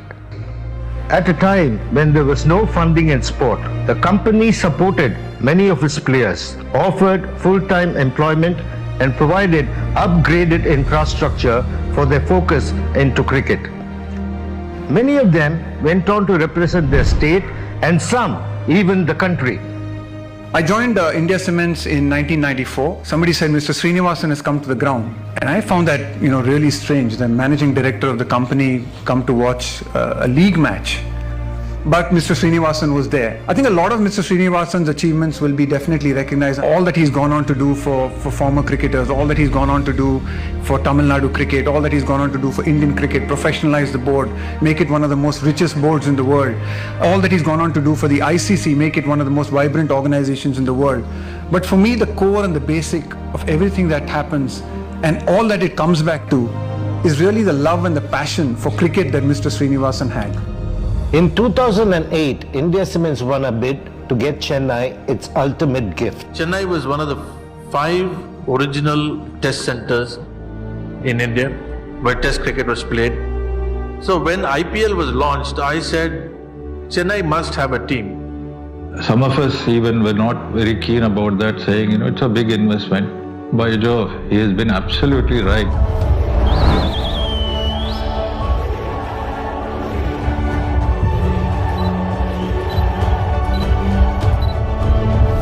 Investing further in Tamil Nadu cricket, the India Cements way, the TNPL took the game to every nook and cranny in the state. I never thought there will be such a craze for districts cricket. When we talk about grassroots level of cricket, what you really mean is cricket from where it starts. From the most loved cricket team in the world to grooming the youngest Super Kings in Tamil Nadu, by the year 2017, there were 152 schools that had participated in the Junior Super Kings tournament. India Cements continues its unflinching support to grassroots cricket. It has 15 teams participating in the Tamil Nadu Cricket Association League tournament, giving great opportunities for players from city and districts to showcase the talent. Congratulations on completing 75 successful years. It's 75. Hope we can live for seeing the 100th year also. All of you are ambassadors of India Cement. All of you have built that aura around India Cement. Our unstinting passion for sport made way for a sporting paradise. As we step into a whole new era, let's ensure the legacy continues and goes on to make a fine century.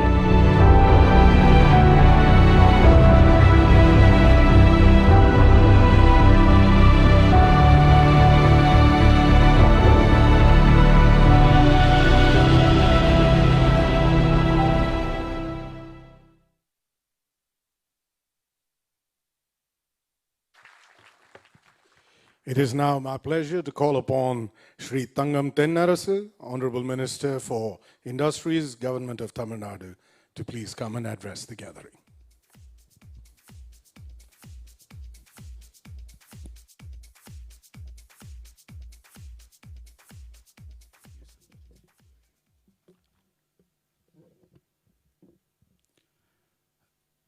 Respected Honorable Union Minister for Home Affairs and Cooperation, Thiru Amitshah அவர்களே, His Excellency the Governor of Tamil Nadu, Thiru R.N. Ravi அவர்களே, Honorable Minister of States for Information and Broadcasting, Government of India, Thiru L. Murugan அவர்களே, Honorable Minister for Finance, Government of Andhra Pradesh, Thiru Bugana Rajendranath Reddy அவர்களே, மதிப்பிற்குரிய திரு N. Srinivasan, Vice Chairman and Managing Director, the India Cements Limited அவர்களே, ஸ்ரீமதி ரூபா Gurunath, Full-time Director of India Cements அவர்களே, திரு Rakesh Singh, Executive President of India Cement, our Super King Mr. Dhoni, leaders of various political parties, leaders of industry, employees of India Cements, ladies and gentlemen, Vanakkam. At the outset, I congratulate the India Cements for their Platinum Jubilee celebrations, and I am absolutely delighted to be part of these celebrations. On behalf of Government of Tamil Nadu and on behalf of our Chief Minister, Thiru M.K. Stalin, I extend my heartiest congratulations to India Cements, a legacy which has been in existence for 75 years and is one of the largest producers of cement in South India and holds a pride of a place in the industrial map of the country. The cement industry plays a pivotal role in the economic development of the nation and building, and its development. Construction industry is an integral part in the growth trajectory of the nation. 7 decades of upsurge targeting the growth alone in the field that has been a roller coaster speaks volumes about the capacity of India Cements. Let me tell you, the Platinum Jubilee celebrations is a proud moment, not only you for sir, but for the entire cement industry, not to say, it's a proud moment for every one of us. The journey started in Talayuthu, as mentioned by Ruba Gurunath, almost an unknown village in Tirunelveli district, and has grown phenomenally over the years to become a self-contained township at Shankanaha. Now you have a glorious history and tradition to boast. I am, of course, delighted to join the momentous occasion to celebrate the glorious growth journey India Cements over 7 decades and the rich contribution to the industrial resurgence in free India by its founder, through T.S. Narayanaswamy, whose birthday was fondly celebrated yesterday, that is 11/11/2022. The humongous contribution of through Srinivasan, Vice Chairman and the Managing Director, executives and employees of this group deserves a special mention at this point in the rise and the tremendous upward surge of the plant. From a modest beginning, say 1.3 million tons in 1989 from 2 plants, the group has achieved phenomenal heights as has touched 15.55 million tons over 10 plants established in 5 states, namely Tamil Nadu, Andhra Pradesh, Telangana, Maharashtra, and Rajasthan. I hope the list grows. Once again, on behalf of the government of Tamil Nadu and on behalf of the Chief Minister of Tamil Nadu and on my own behalf, I convey the best wishes to India Cements. Thank you. Thanks once again for this opportunity. Nandri, Vanakkam. Thank you, Honorable Minister. Taking the podium now and addressing the gathering will be our guest of honor, Shri Bugganna Rajendranath, Honorable Minister of Finance, Government of Andhra Pradesh.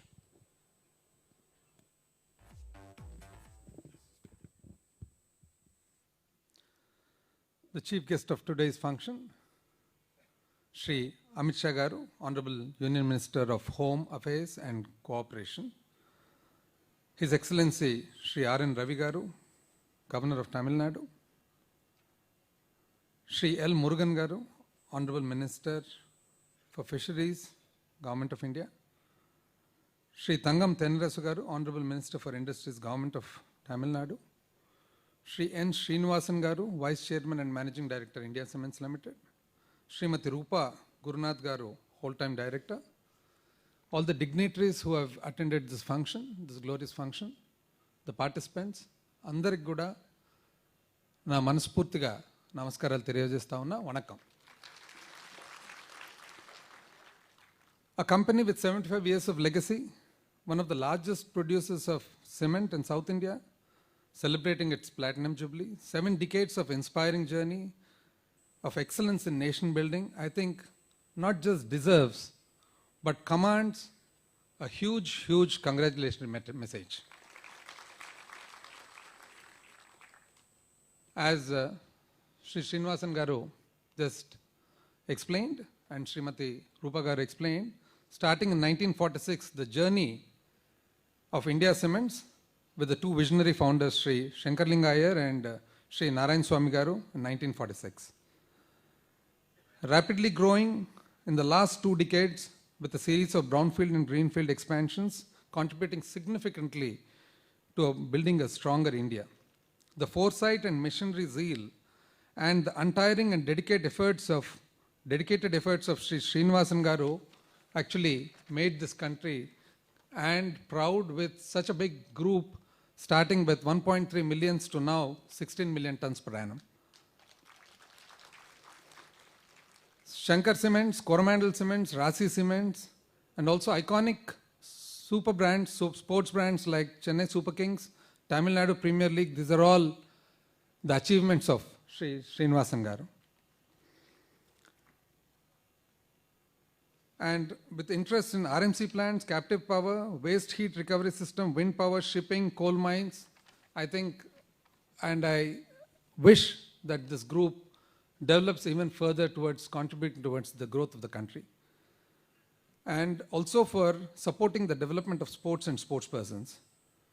Post-COVID, with the economic downturn and the Russia-Ukraine war, India is now on the cusp of an economic revolution.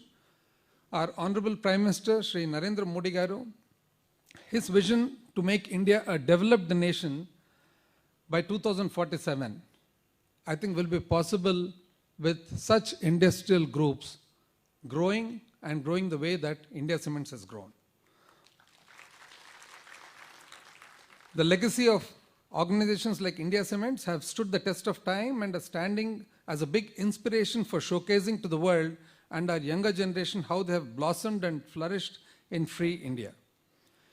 Indian cement industry truly represents the Atmanirbhar Bharat, or the self-reliance vision, the mission of our Honorable Prime Minister, with everything in the industry produced within India.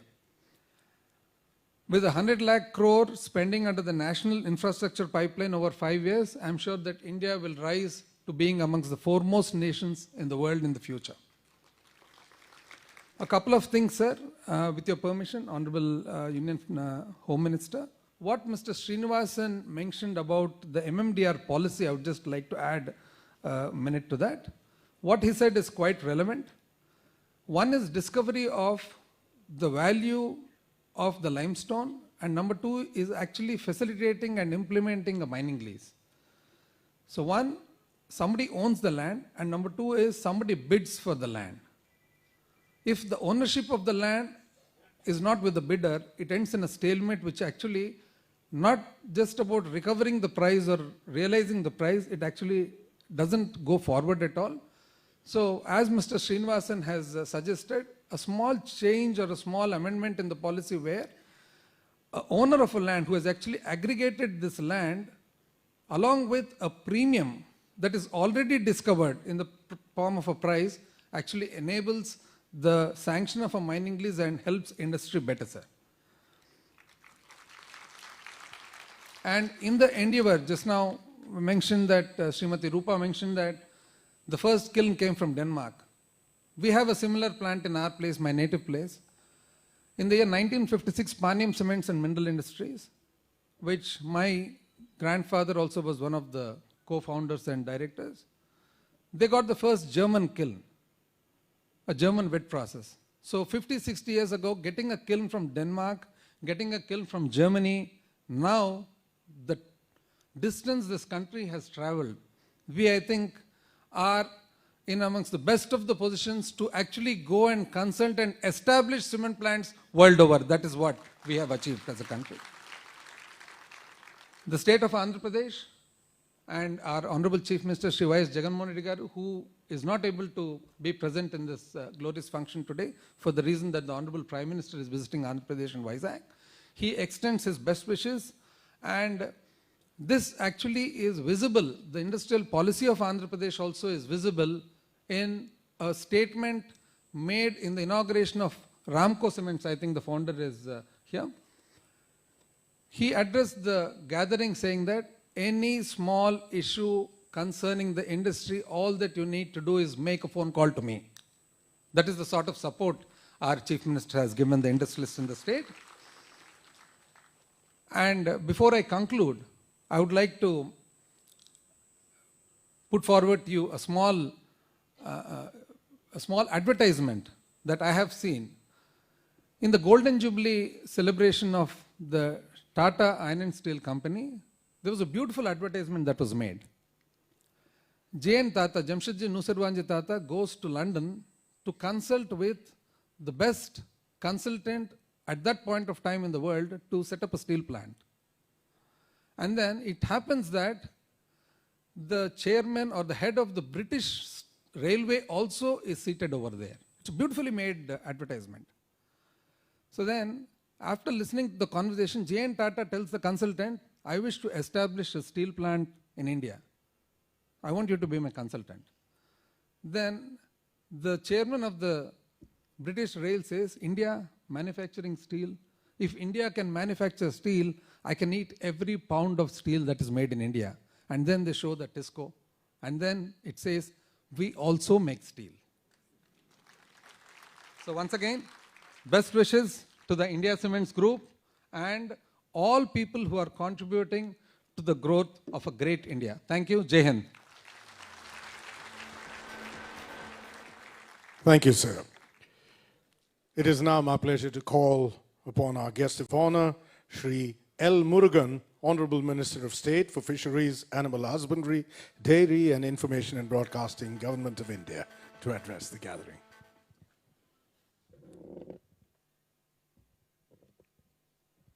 பெருமதிப்பிற்கும்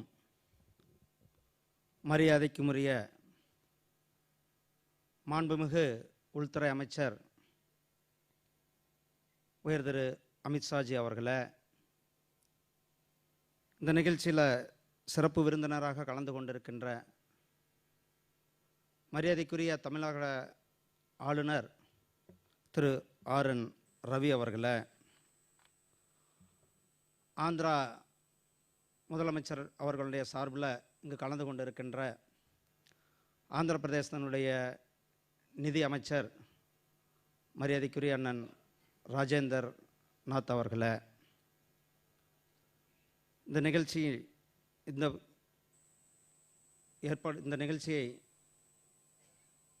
இவ்வளவு சிறப்பாக, அதாவது 75வது ஆண்டை கொண்டாடி கொண்டிருக்கின்ற இந்த நிறுவனத்தை இந்த அளவுக்கு உயர்த்திருக்கின்ற மரியாதைக்குரிய திரு சீனிவாசன் அவர்களே, திருமதி ரூபா குருநாத் அவர்களே, இந்த நிகழ்ச்சியில் கலந்து கொண்டிருக்கின்ற திரு எம்.எஸ். டோனி அவர்களே, அண்ணன் ஓ. பன்னீர்செல்வம் அவர்களே, திரு அண்ணாமலை அவர்களே, மற்றும் இங்கு வருகை புரிந்திருக்கும் பாராளுமன்ற உறுப்பினர் அண்ணன் கலாநிதி வீராசாமி அவர்களே, இந்த நிகழ்ச்சியில் பங்கு பெற்றிருக்கின்ற பெரியோர்களே, தாய்மார்களே, சகோதர சகோதரிகளே, உங்கள் அனைவருக்கும் என்னுடைய அன்பு கலந்த வணக்கத்தை இந்த நிகழ்ச்சியில் தமிழக அரசினுடைய சார்பில் கலந்து கொண்டிருக்கின்ற என்னுடைய பாசத்திற்குரிய அண்ணன் மரியாதைக்குரிய தங்கம் தென்னரசு அவர்களை மற்றும் இங்கு வருகை புரிந்திருக்கின்ற சகோதர சகோதரிகள் உங்கள் அனைவருக்கும் என்னுடைய அன்பு கலந்த காலை வணக்கத்தை தெரிவித்துக் கொண்டு, இன்றைக்கு இந்தியா இந்த சிமெண்ட் எப்படி ஒரு சூப்பர் ஸ்ட்ராங்கர் அண்ட் டுகெதர் அவர்கள் இந்த 75 ஆண்டுகளை எடுத்து வைத்திருக்கிறார்கள், அடி எடுத்து வைத்திருக்கிறார்கள். 75வது சுதந்திர இந்தியாவை நாம் கொண்டாடி இன்றைக்கு 76ஆம் ஆண்டில் அடியெடுத்து வைத்திருக்கின்றோம். எப்படி ஒரு கட்டிடத்திற்கு இந்த நாட்டினுடைய இன்ஃப்ராஸ்ட்ரக்சருக்கு சிமெண்ட் ஒரு அடித்தளமாக இருக்கிறதோ, இந்த நாட்டினுடைய வளர்ச்சிக்கு ஒரு ஸ்ட்ராங்கான லீடர்ஷிப், ஒரு திடகாத்திரமான முடிவு, அந்த திடகாத்திரமான ஒரு நம்பிக்கையான முடிவு எடுப்பதில் மிக வல்லமை படைத்த நம்மளுடைய திரு அமித்ஷாஜி அவர்கள் இந்த நிகழ்ச்சியில் வந்திருப்பது நமக்கெல்லாம் மிகப்பெரிய பெருமைக்குரிய விஷயம். எது எது நடக்காதுன்னு சொன்னார்களோ, ஆர்டிகிள் 370 இந்த நாட்டில் நடைமுறைப்படுத்த முடியாதுன்னு சொன்னாங்க, ஆனால் அதை முடித்து காட்டியவர் நம்மளுடைய உள்துறை அமைச்சர் அவர்கள். அதே போல் முத்தலாக் சட்டம், இந்த நாட்டில் ஓட்டு வங்கிக்காக யாரும் அதை நடைமுறைப்படுத்தாமல் இருந்தார்கள். ஒரு தைரியமான ஸ்ட்ராங்கான முடிவை எடுத்து ஆர்டிகிள் முத்தலாக்கை இந்த நாட்டிலிருந்து ஒழித்திருப்பவர் நம்மளுடைய உள்துறை அமைச்சர் அவர்கள்.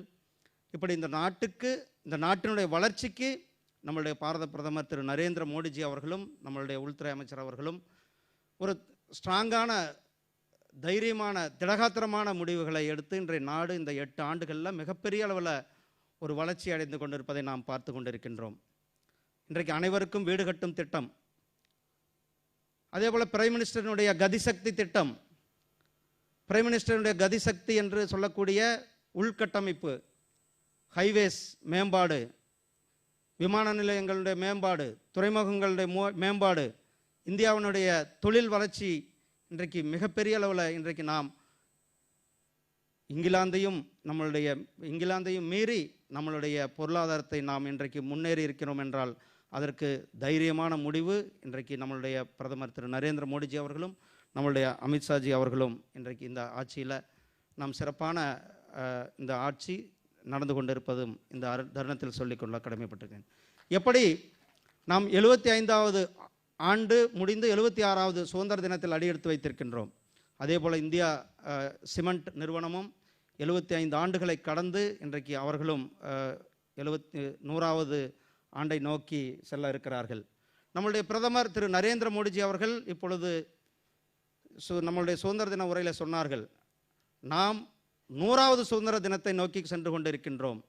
இந்த 100வது சுதந்திர தினத்தில் 2047 இந்த நாடு மிகப்பெரிய ஒரு வளர்ச்சி அடைந்த நாடாக, இந்த நாடு அனைவருக்கும் அனைத்தும் கிடைத்த நாடாக இருக்க வேண்டும் என்று, அதற்காக நாம் அனைவரும் இணைந்து வேலை செய்ய வேண்டும் என்பதை நோக்கி நம்மளுடைய இந்திய சிமெண்ட் நிறுவனமும் அந்த 100வது ஆண்டை நோக்கி சிறப்பாக அவர்கள் வெற்றி நடை போட என்னுடைய மனமார்ந்த வாழ்த்துக்களை தெரிவித்துக் கொண்டு விடைபெறுகிறேன். நன்றி, வணக்கம், ஜெய்ஹிந்த், ஜெய் பாரத். நன்றி ஐயா. Now, ladies and gentlemen, to address the gathering, please welcome the Honorable Governor of Tamil Nadu, Sri R.N. Ravi.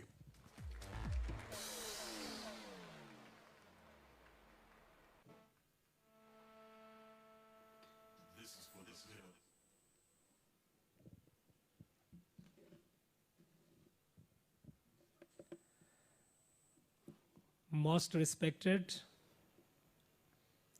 Honorable Minister of Home Affairs and Cooperation of Government of India, Thiru Amitshah ji,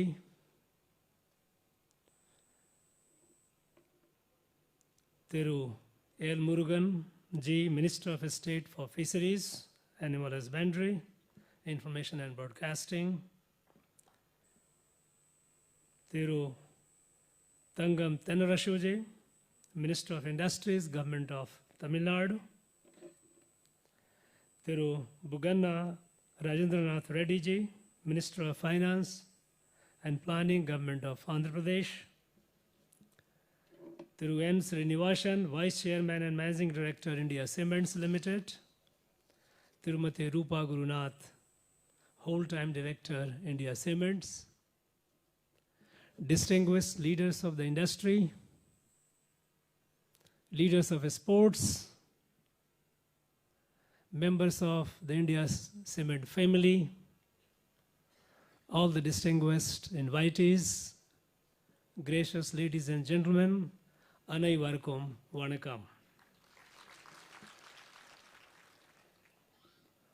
To participate in the Platinum Jubilee, 75 years of successful completion, going through tumultuous phases of the India Cement, the place of pride that it has acquired is a matter of pride for all of us.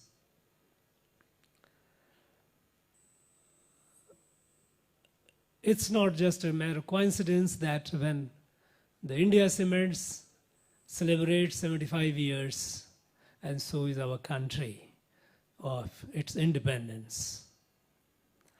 In a way, the journey of independent India and journey of India Cements have been together. India Cements have played a vital role in the nation building right from the day one.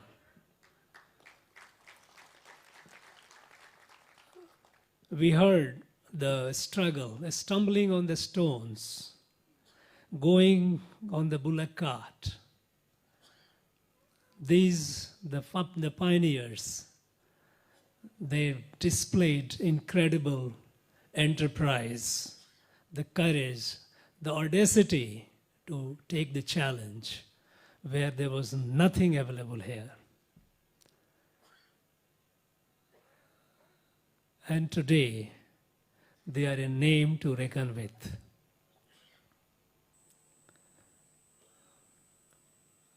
Their contributions, not only in the industry of cement, but they have diversified, and they have achieved, and they are achieving creditable achievements whichever field they have been embarking on. Their contribution to the sports is all well known. And I really like when Sri N. Srinivasan mentioned about the value of sports, how sports is important to unfold, to develop and unfold our personality for the best output. And that's how even our Prime Minister, when he launched the Khelo India, encouraging sports among our youth, its potential is enormous. And I'm sure India Cements will continue patronizing and supporting various sports of this country and helping the sports persons from the remote areas to come up in their life and their career.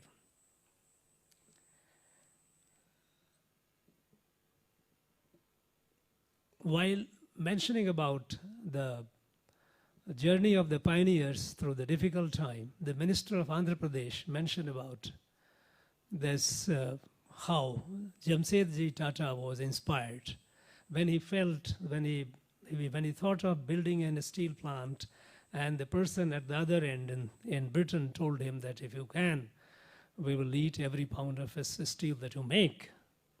I do not know how many of us are aware here that India was the largest steel producer for almost nearly 2,000 years in the world. And I will tell you one incident, since I am now tempted to mention it, because unfortunately our true history has been erased, we have not been told what we were. In 1840, not even 200 years ago, Sheffield, the largest steel plant in Europe at the time, it was a British company. They had sent 1,000 metric ton of iron to Madras port. And they could not sell even 1 metric ton of that. And when the company asked, why is it that our iron is not being sold in India? The then governor of Madras, Governor General of Madras Presidency mentioned that India will not buy, here people will not buy your iron. Because iron, for two reasons, iron is grown, is manufactured, not grown. Iron is manufactured as a cottage industry in India. For your information, there were about more than 10,000 smelting furnaces, and the largest was in today's Andhra Pradesh, then it was Ramnakpeta. It was the largest iron manufacturing smelting plant in this country. They said that Indians will not buy your iron because iron is a cottage industry. And number two is the quality of iron here is better than yours. Sheffield sent their team.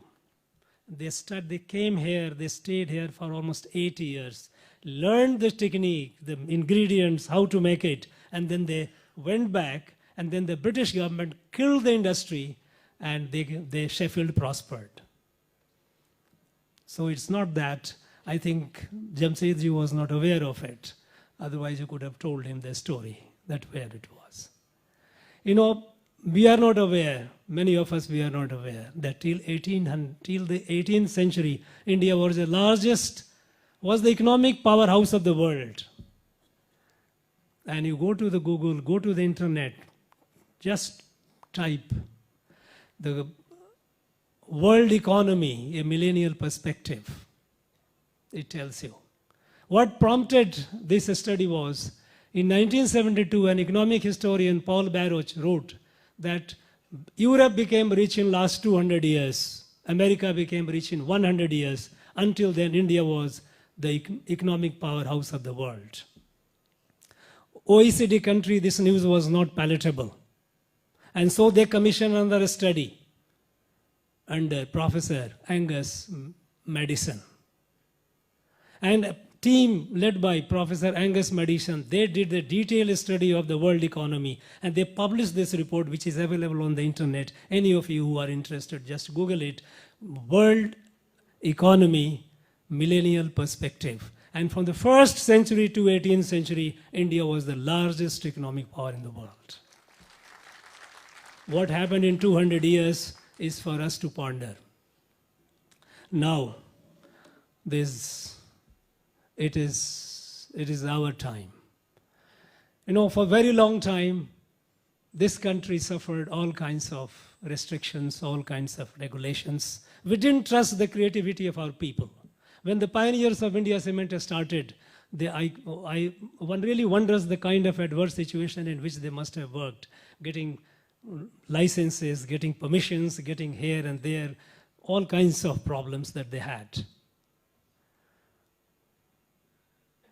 And overcoming all that, they achieved something which is incredible. Today, the environment is different. Under the leadership of Prime Minister Modi, the country is growing. Country is growing with a newfound confidence, because this government does not believe that government and government alone can bring about the change. If the country has to grow, sabka saath, sabka vikas. Elloru udanum, elloru kagum. Everybody has to be. And that is why today our young men and women are doing the wonders. We have more than nearly 80,000 startups, when only we have less than 500 till about 7-8 years back. This is the power of our people. This is the power of our young men and women. Their entrepreneurship, they need to be encouraged. And that is the environment that they have today, they are encouraging. Now that this India Cement has completed 75 years, that their task is to move ahead. They have been building the nation, and their responsibility is all the more in the next quarter century, the next 25 years, because when we are in the Amrit Kal, and when our target is by 2047, India must be a developed country. Atmanirbhar Bharat, Darsharp Bharatam, a strong, Atmanirbhar, self-reliant India, a developed India. And in that, I'm sure India Cement will play its role with full awareness that so far You have been building the nation in certain ways. Now we have a timeline. This story, we don't have the luxury of growing at the pace that we have been growing. We have to catch up. India has to. Now India is moving forward with a sense of destiny, and we know what our destiny is. This destiny has to be achieved within a timeline. It cannot be endlessly. In the next 25 years, I wish India Cement all the best. Let their journey of greater glories continue, and you keep making the country proud. Thank you very much. Thank you, Honorable Governor. Ladies and gentlemen, on the occasion of our Platinum Jubilee and in celebration of the same, we're extremely honored that the Indian Postal Department is issuing a corporate My Stamp. It gives me great pleasure to request the Honorable Union Home Minister, Shri Amitshah ji, to please come and place his palm on the screen here and officially release the stamp.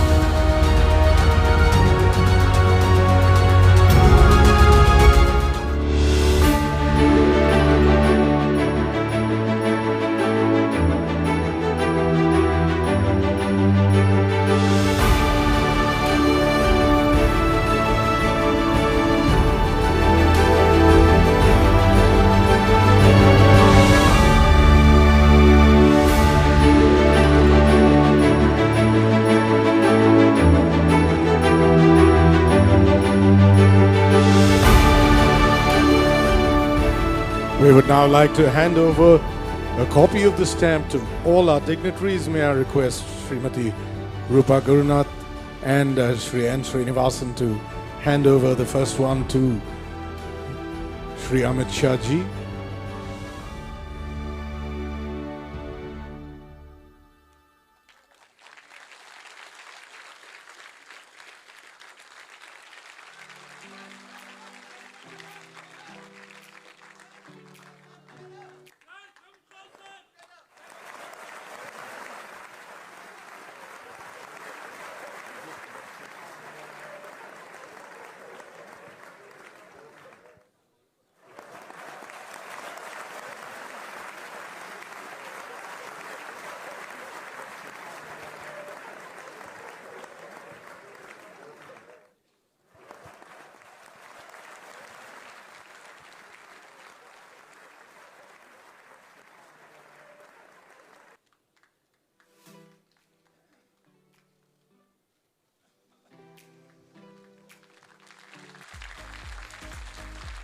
Nice and loud, ladies and gentlemen, nice and loud.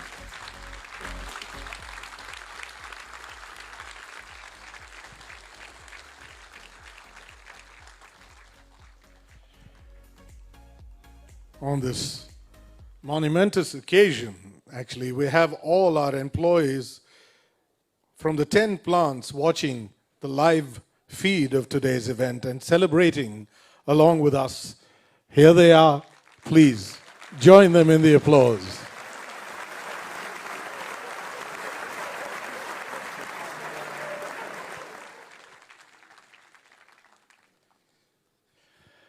We now come to a very special event to mark and commemorate the Platinum Jubilee of the India Cements Limited. The unveiling of India's first 3D printed monument, Ananta Siras. This monument will stand testament to the glorious 75-year legacy of the India Cements Limited as a successful organization. The 75-year legacy, notwithstanding the fact that the monument is 3D printed, will underscore India Cements' commitment to the future as well. Borrowing inspiration from nature, Anantasiras has a unique physical structure inspired by the double helix matrix of DNA. Nature's most stable and recurring geometry, it represents resilience and vitality, qualities that have propelled the 75-year-long legacy. Additionally, the 7 vertical segments depict the legacy of the organization meticulously crafted over the last 7 decades under the aegis of our beloved Managing Director, Mr. N. Srinivasan, and his predecessors. I now request the Honorable Home Minister Shri Amitshah ji to press the button which is placed on his right side on the chair, and next to him on the chair, and unveil the Platinum Jubilee Pillar, Anantasiras, which in Sanskrit means infinite wisdom.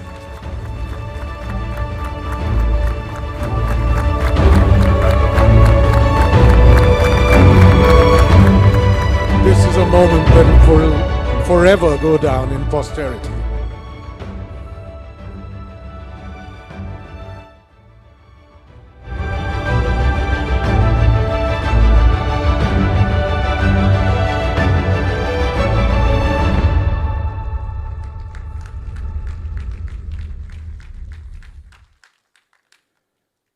If I could just request everyone to just stand for a moment for a photograph with the image.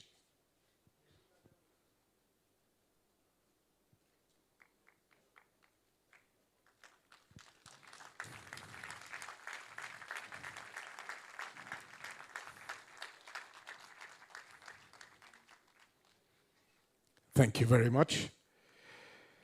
Ladies and gentlemen, the time is upon us. It is now time to hear from our chief guest. It is with immense pleasure that I request the Honorable Union Home Minister and Minister of Cooperation, Shri Amitshah ji, to take the podium and address the gathering.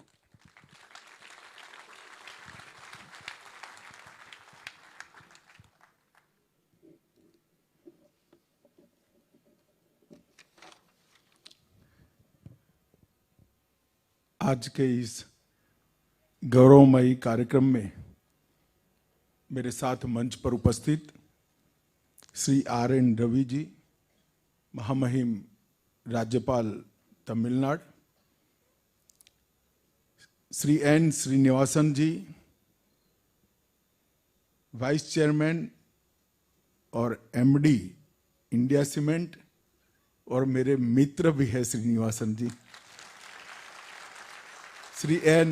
Murugan जी, श्री थंगम थेन्नारुसु जी, उद्योग मंत्री तमिलनाडु, वित्त मंत्री आंध्र प्रदेश, श्रीमती रूपा गुरुनाथ जी, India cement की whole time director हैं, और आज यहाँ पर आए हुए उद्योग जगत और खेल जगत के सभी गणमान्य व्यक्तिगण और इंडिया सीमेंट के परिवारजनों, सबसे पहले मैं श्रीनिवासन जी और उनकी टीम को बहुत बहुत शुभकामनाएं देना चाहता हूं,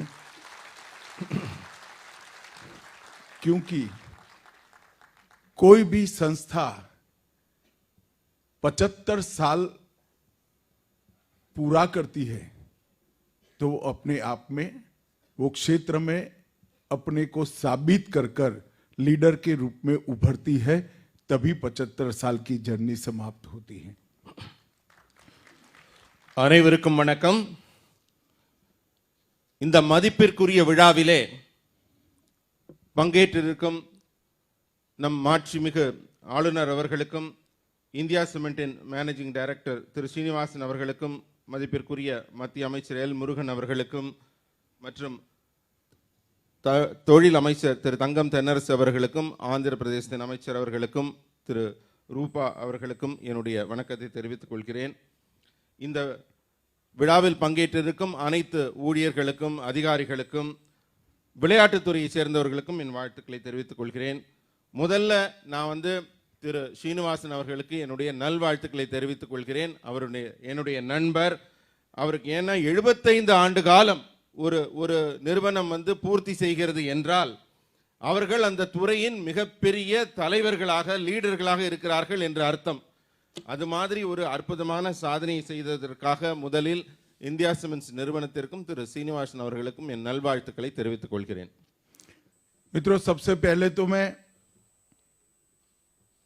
श्रीनिवासन जी ने कहा कि वो मेरा धन्यवाद करेंगे. मैं श्रीनिवासन जी को कहना चाहता हूं, मेरे और उनके बीच में धन्यवाद का रिश्ता नहीं है.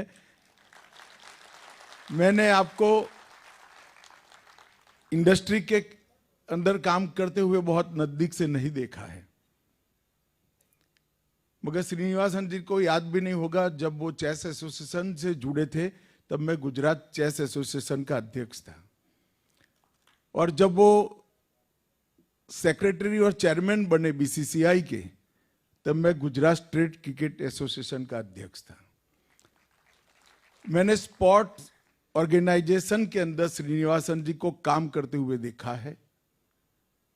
स्पोर्ट्स ऑर्गेनाइजेशन के अंदर पारदर्शिता लाना, स्पोर्ट्स ऑर्गेनाइजेशन के अंदर जितनी भी संभावनाएं पड़ी है, पॉसिबिलिटी पड़ी है, उसको 100% एक्सप्लोर करना, और स्पोर्ट पर्सन जो हमारे खिलाड़ी है उनके जीवन को बेहतर बनाने के लिए श्रीनिवासन जी ने देश में एक नया रास्ता सबको दिखाया. இந்த நண்பர்களே, இந்த விழாவில் பேசுகையில் திரு சீனிவாசன் அவர்கள் முதல்ல வந்து நன்றி உரை சொல்கிறேன் என்று சொல்லியிருந்தார். நான் அவர்கிட்ட சொன்னேன், நட்புக்கு இடையில நன்றி உணர்வே தேவையில்லை, அதனால நமக்குள்ளே இருக்கிற நட்புக்காக நீங்கள் நன்றி சொல்ல வேண்டாம் அப்படி சொல்லியிருந்தேன். எங்களுக்குள்ளே இருக்க நட்பு வந்து விளையாட்டுத்துறை மூலமாக வளர்ந்தது. அவர் எப்போ சென்னை கிரிக்கெட் அசோசியேஷனுக்கு தலைவராக இருந்தபோது நான் குஜராத் கிரிக்கெட் அசோசியேஷனுக்கு தலைவராக இருந்தேன். பின்னர் இந்திய தலைமை எடுத்த போது கூட நானும் குஜராத்தில் கிரிக்கெட் தொடர்பாக எங்களுக்குள்ள ஒரு நல்ல உறவு மலர்ந்து கொண்டிருந்தது. விளையாட்டுத்துறையை பொறுத்த வகையிலே அவருடைய சிறப்பு அம்சம் என்னவென்றால், எத்தனை வாய்ப்புகள் இருக்கிறதோ அத்தனை வாய்ப்புகளையும் 100% வெற்றியாக மாற்றக்கூடிய திறமை திரு சீனிவாசன் அவர்களுக்கு உண்டு. அதே போல விளையாட்டு வீரர்களுக்காக அதிகம் அவர் நலனுக்காகவும் உயர்வுக்காகவும் பாடுபட்டவர் திரு சீனிவாசன் அவர்கள். आज इंडिया सीमेंट की 75वीं वर्षगांठ पर हम सब एकत्रित आए हैं. स्वाभाविक रूप से जिस जमाने में SNN संकलिंगा और श्री TS नारायण स्वामी ने ये साहस शुरू किया होगा, उनको भी मालूम नहीं होगा कि उनका बोया हुआ एक बीज वटवृक्ष बनकर देश के विकास में इतना कंट्रीब्यूट करेगा. இன்று இந்தியா சிமெண்ட்ஸ் நிறுவனத்தின் 75வது ஆண்டு விழா என்ற மிகப்பெரிய இலக்கை எட்டியிருக்கிறது. இதை தொடங்கிய திரு TS நாராயணசாமி அவர்கள் கூட நினைத்திருந்திருக்க மாட்டார், நாம் நடப்போகும் இந்த ஒரு சிறிய விதை மிகப்பெரிய ஆலமரமாக வளர்ந்து அனைவருக்கும் பலன் தரப்போகிறது என்ற எண்ணம் இருந்திருக்காது. அந்த அளவு இது மிகப்பெரிய வளர்ச்சியை பெற்றிருக்கிறது. किसी भी देश को विकास के रास्ते पर चलने के लिए उसकी प्राथमिक रिक्वायरमेंट है, बेसिक रिक्वायरमेंट है कि इसका इंफ्रास्ट्रक्चर अच्छा हो. और जब इंफ्रास्ट्रक्चर अच्छा बनाना होता है तो उसकी बेसिक रिक्वायरमेंट है कि वो देश सीमेंट के उत्पादन में आत्मनिर्भर बने, सीमेंट के उत्पादन में स्वयं अपने ही देश में अपनी रिक्वायरमेंट से ज्यादा सीमेंट बनाए.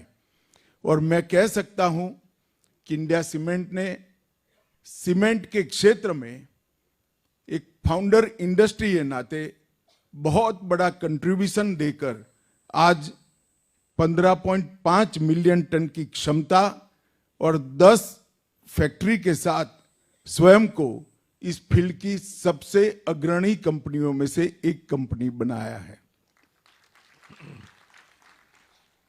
எந்த தேசத்திலும் வளர்ச்சி என்பது கட்டமைப்பை பொறுத்து தான் அமைகிறது. அந்த நாட்டில் இருக்க கட்டமைப்புகள் எவ்வளவு உயரம் இருக்கோ அந்த அளவுக்கு நாட்டின் வளர்ச்சி இருக்கும்.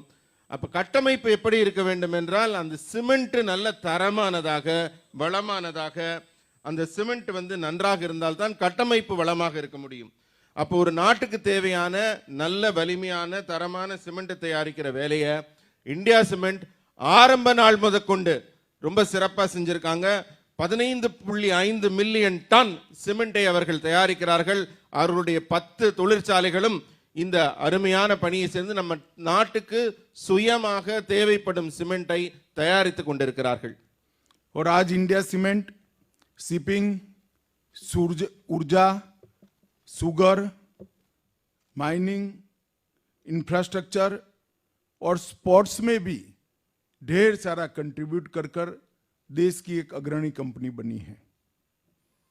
இந்த நாட்டின் மிகச்சிறந்த நிறுவனமாக உயர்ந்து கொண்டிருக்கும் இந்தியா சிமெண்ட் வெறும் சிமெண்டோடு மட்டும் தங்களுடைய பணிகளை நிறுத்தவில்லை. அவர்கள் ஏற்றுமதி, கப்பல் துறை, இன்னும் சர்க்கரை ஆலைகள், இன்னும் விளையாட்டுத்துறை என்று பல்வேறு துறைகளில் தங்களுடைய முத்திரையை பதித்துக் கொண்டிருக்கிறார்கள்.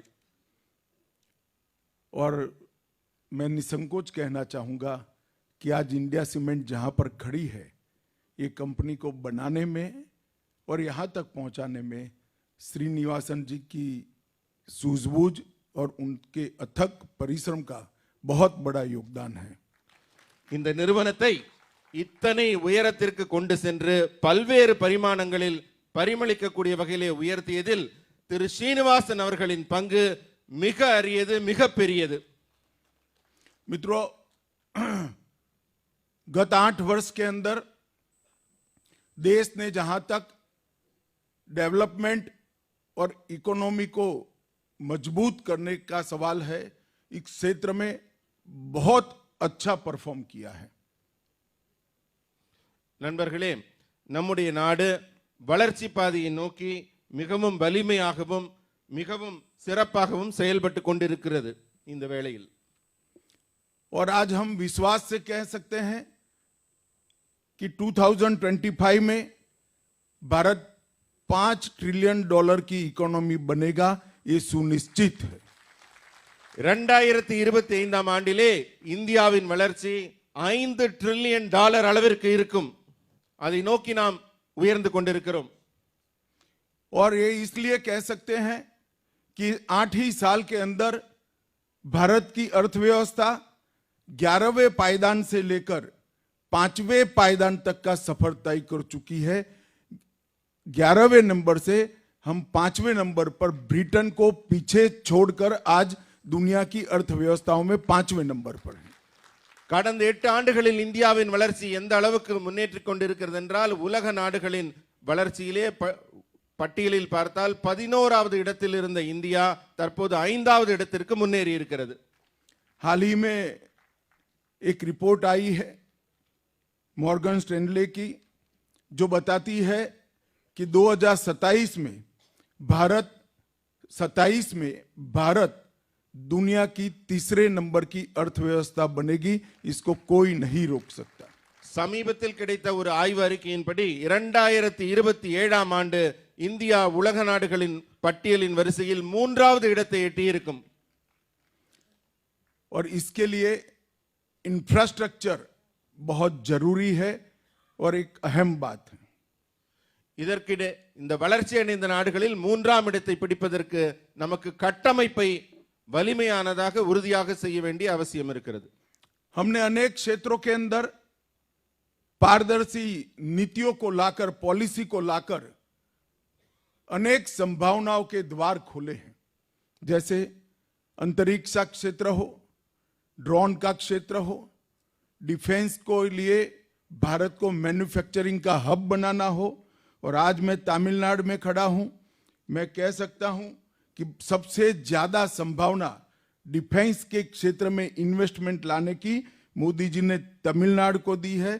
तमिलनाडु डिफेंस इंडस्ट्री कॉरिडोर, जिसमें चेन्नई, तिरुचिरापल्ली, कोयम्बटूर, सलेम और होसूर शामिल है. यहां पर ढेर सारी संभावनाएं पड़ी है. और कई क्षेत्रों के अंदर, चाहे कोयले का कॉमर्शियल माइनिंग हो, माइनिंग क्षेत्र की नई पॉलिसी लाना हो, स्टार्टअप की नीति को बनाना हो, या बैंकिंग इंडस्ट्री को उभार कर बाहर निकालना हो, हर क्षेत्र में 8 साल के अंदर पारदर्शी पॉलिसी के कारण, ट्रांसपेरेंट पॉलिसी के कारण ढेर सारे अचीवमेंट नरेंद्र मोदी सरकार ने प्राप्त किए हैं. நண்பர்களே, இப்போது பலவிதமான புதிய வாய்ப்புகளை இந்த அரசு உருவாக்கி கொடுத்து கொண்டிருக்கிறது. டெக்னாலஜியில் எடுத்துக்கோங்க, பாதுகாப்பு துறையில் எடுத்துக்கோங்க, ட்ரோன் டெக்னாலஜி எடுத்துக்கோங்க.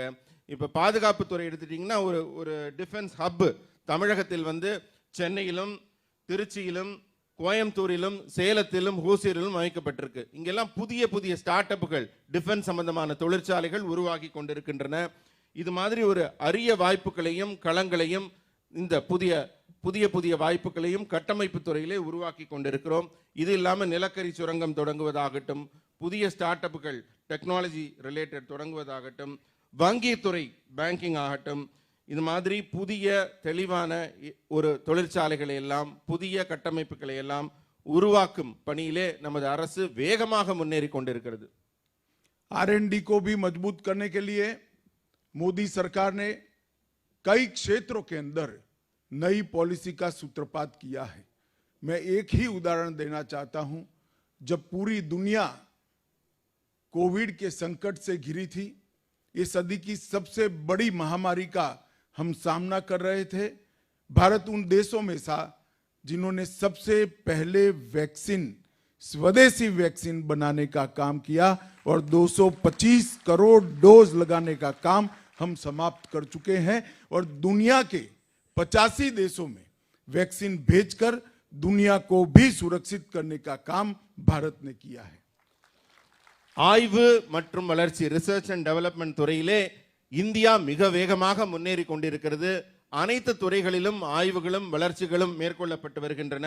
இதற்கு ஒரு நல்ல உதாரணம் சொல்ல வேண்டும் என்றால், கோவிட் நேரத்தில் உலக நாடுகள் எல்லாம் தடுப்பூசிக்கு என்ன செய்யணும்னு தவிச்சு அதிர்ச்சி அடைந்து நின்னப்ப நம்மளுடைய ஆய்வும் R&D டிபார்ட்மெண்ட் வந்து சவாலான அந்த நேரத்தில் தடுப்பூசியை கண்டுபிடிச்சு இந்தியாவுக்கு தற்சார்பு மட்டும் பூர்த்தி செய்யாம உலக நாடுகள் அத்தனை பேருக்கும் 2.25 கோடி மருந்துகளை குறிப்பிட்ட காலத்திற்குள் உருவாக்கி உலகத்தையே காப்பாற்றுற ஒரு மிகப்பெரிய வளர்ச்சியை நோக்கி சென்றது. இதனால் நம்முடைய R&D ஆய்வு மற்றும் வளர்ச்சி பாதையிலே நாடு வேகமாக முன்னேறி கொண்டிருக்கிறது. देश में 60 करोड़ की गरीब जनता ऐसी प्रकार से अपना जीवन व्यतीत करती थी कि देश की इकोनॉमी में इतनी बड़ी जनसंख्या का कोई कंट्रीब्यूशन नहीं था, क्योंकि 60 करोड़ लोग अपनी रोजमर्रा की दिक्कतों से ही बाहर नहीं आते थे. नरेंद्र मोदी सरकार ने इस 60 करोड़ घरों में टॉयलेट देने का काम किया, सबके घर में बिजली देने का काम किया, सबको घर देने का काम किया, घर के अंदर गैस का सिलेंडर देने का काम किया और 5 लाख तक का पूरा स्वास्थ्य का खर्चा आज नरेंद्र मोदी सरकार कर रही है. इसके कारण ये 60 करोड़ लोगों का जीवन स्तर ऊपर आया है और अब एस्पिरेशन के साथ वो लोग देश की इकोनॉमी को, देश के अर्थतंत्र को बहुत आशाओं के साथ आगे बढ़ाने के लिए देश के साथ जुड़े हैं. मैं मानता हूं कि देश के अर्थतंत्र को गति देने वाला ये सबसे बड़ा काम है कि 60 करोड़ लोगों के जीवन में जीने की जिजीविसा जगाने का काम नरेंद्र मोदी सरकार ने किया है. நண்பர்களே, இந்த நாட்டில் 60 கோடி மக்கள் அவங்க வாழ்வாதாரத்துக்காக தினப்படி அவங்க வந்து வேலை செய்ய வேண்டிய நிலையில் இருந்தார்கள். அப்ப நாட்டின் பொருளாதாரத்தை முன்னெடுக்க வேண்டும் என்றால் இந்த மிகப்பெரிய மனித சக்தி 60 கோடி மக்களை வெளியில கொண்டு வரணும்னு மோடி அவர்கள் நினைத்தார். அதற்காக அவங்களுக்கு என்னென்னலாம் வாழ்வியலுக்கு தேவைன்னு சிந்திச்சு முதல்ல அவங்களுக்கு தேவையான ஒரு வீடுகளில் ஒரு கழிப்பறை, அதே அந்த கழிப்பறை கட்டின அந்த வீட்டுக்கு மின்சாரம், வீடு இல்லாதவங்களுக்கு வீடு, அப்புறம் அந்த வீட்டுக்கு ஒரு சிலிண்டர் அப்படின்னு கிட்டத்தட்ட 5 லட்சம் ரூபாய் அளவிற்கு ஒரு குடும்பத்திற்கும் பயன் தரக்கூடிய நலத்திட்டங்களை இந்த அரசு 60 கோடி மக்களுக்கு அளித்தது. இதனால அவங்க என்னன்னா நாட்டின் வளர்ச்சி பாதையில தன்னையும் வந்து இணைத்துக் கொள்ள, அவங்களுடைய வருமானம் அதிகரிக்க, பிற வேலைகளை தொடங்கன்னு. ஒரு நாடு முன்னேற வேண்டும் என்றால் அந்த பொருளாதாரம் வந்து செழிப்பாகவும் வளமாகவும் இருக்கணும். அதில் எல்லாரோட பங்களிப்பு இருக்கணும். இந்த 60 கோடி மக்களையும் நாட்டின் வளர்ச்சி பாதையில கொண்டு வந்து நாட்டோடு இணைந்து பயணிக்க செய்த மிகப்பெரிய பணியை மோடி அரசு செய்திருக்கிறது. मित्रों, पॉलिटिकल स्टेबिलिटी और भ्रष्टाचार मुक्त शासन के कारण आज भारत एक द्रुत गति से आगे बढ़ने वाली अर्थव्यवस्था बना है. ஊழலற்ற ஒரு உன்னதமான ஆட்சியை உலகிற்கே எடுத்துக்காட்டும் வகையிலே தற்போது நமது ஆட்சி இங்கே நடைபெற்றுக் கொண்டிருக்கிறது. और हमारे अचीवमेंट आज पूरी दुनिया एक्नॉलेज कर रही है. अंतर्राष्ट्रीय मुद्रा कोष IMF ने भारत को डार्क जोन में एक ब्राइट स्पॉट बताया है. भारत की इकोनॉमी को डार्क जोन में एक ब्राइट स्पॉट बताया है. உலக பணத்திற்கான IMF நிறுவனம் என்பது இந்தியாவை எப்படி வர்ணிக்கிறது என்றால், இந்த கண்டத்திலேயே இருண்ட பகுதியில் ஒரு ஒளிமயமான வெளிச்சமாக இந்தியா தெரிகிறது என்று வர்ணிக்கக்கூடிய அளவிலே இந்தியாவுடைய வளர்ச்சி முன்னேறி கொண்டிருக்கிறது. IMF के अनुमानों के अनुसार 2022-23 में भारत 6.8% की GDP के साथ G20 में दूसरे नंबर पर रहेगा. 2023-24 ஆண்டிலே G20 கணக்கின்படி பார்த்தால் இந்தியா 2ஆம் இடத்திற்கு முன்னேறக்கூடிய மிக அரிய வாய்ப்பு இருக்கிறது. और IMF के ही अनुमान के अनुसार 2023-24 में 6.1% की GDP के साथ G20 में भारत सबसे पहले रहेगा. அதே இந்தியன் மானிட்டரி ஃபண்ட் நிறுவனத்தின் அறிக்கையின்படி பார்த்தால் 2023ஆம் ஆண்டு நம்மளுடைய GDP 6% அதிகரித்து G20 நாடுகள் மத்தியிலே இந்தியா முதலிடத்திற்கு முன்னேறும். भारत सरकार ने एक्सपेंडिचर पर फोकस किया है और 2022-23 का कैपिटल एक्सपेंडिचर पिछले वर्ष की कंपैरिजन में 46.8% ज्यादा हुआ है. இந்தியாவுடைய கேபிட்டல் எக்ஸ்பெண்டிச்சர் என்ற மூலதன செலவுகளின் எண்ணிக்கை 46.8% இருக்கிறது. இது தொழில் வளர்ச்சியை ஊக்குவிப்பதற்கு மிகப்பெரிய வரப்பிரசாதமாக அமையும் 2022-23 ஆண்டு கணக்கின்படி. GST कलेक्शन भी अक्टूबर 2022 में 1,51,718 करोड़ था. 1,51,780 करोड़ रुपीस, जो अब तक के कलेक्शन में दूसरा हाईएस्ट आंकड़ा है. இதுவரை நாட்டிலே GST வசூலிக்கப்பட்ட தொகையில் இரண்டாவது மிகப்பெரிய தொகையாக 1,51,760 கோடி, 1.5 லட்சம் கோடிக்கு மேல் 2024ஆம் ஆண்டுக்கான GST தொகை வசூலிக்கப்பட்டு அதிலும் ஒரு சாதனை நிகழ்த்தப்பட்டிருக்கிறது. और अक्टूबर में UPI से ट्रांजैक्शन की वैल्यू 12.11 लाख करोड़ है. இந்த செல்போன்லயே வங்கி பரிமாற்றம் எல்லாம் பண்ற ஒரு மிகப்பெரிய வளர்ச்சியை நாடு சந்தித்துக் கொண்டிருக்கிறது. அந்த UPI டிரான்சாக்ஷன்ல பாத்தீங்கன்னா 12.11 லட்சம் கோடி அளவிற்கு இந்தியாவில் பண பரிமாற்றம் இந்த டிஜிட்டலி நடக்கிறது UPI மூலமாக. अक्टूबर में व्हीकल की सेल्स 21 लाख यूनिट की है, जो लास्ट ईयर की कंपैरिजन में 7 लाख व्हीकल की सेल्स को वृद्धि बताती है. வாகன விற்பனையின் உயர்ச்சி கூட நிறைய உயர்ந்து கொண்டிருக்கிறது. வாகன விற்பனை இந்த அக்டோபர் மாதம் வந்திருக்கும் கணக்கின்படி பார்த்தால் கடந்த ஆண்டை விட 7 லட்சமாக இருந்த வாகன விற்பனை இது 21 லட்சமாக உயர்ந்திருக்கிறது.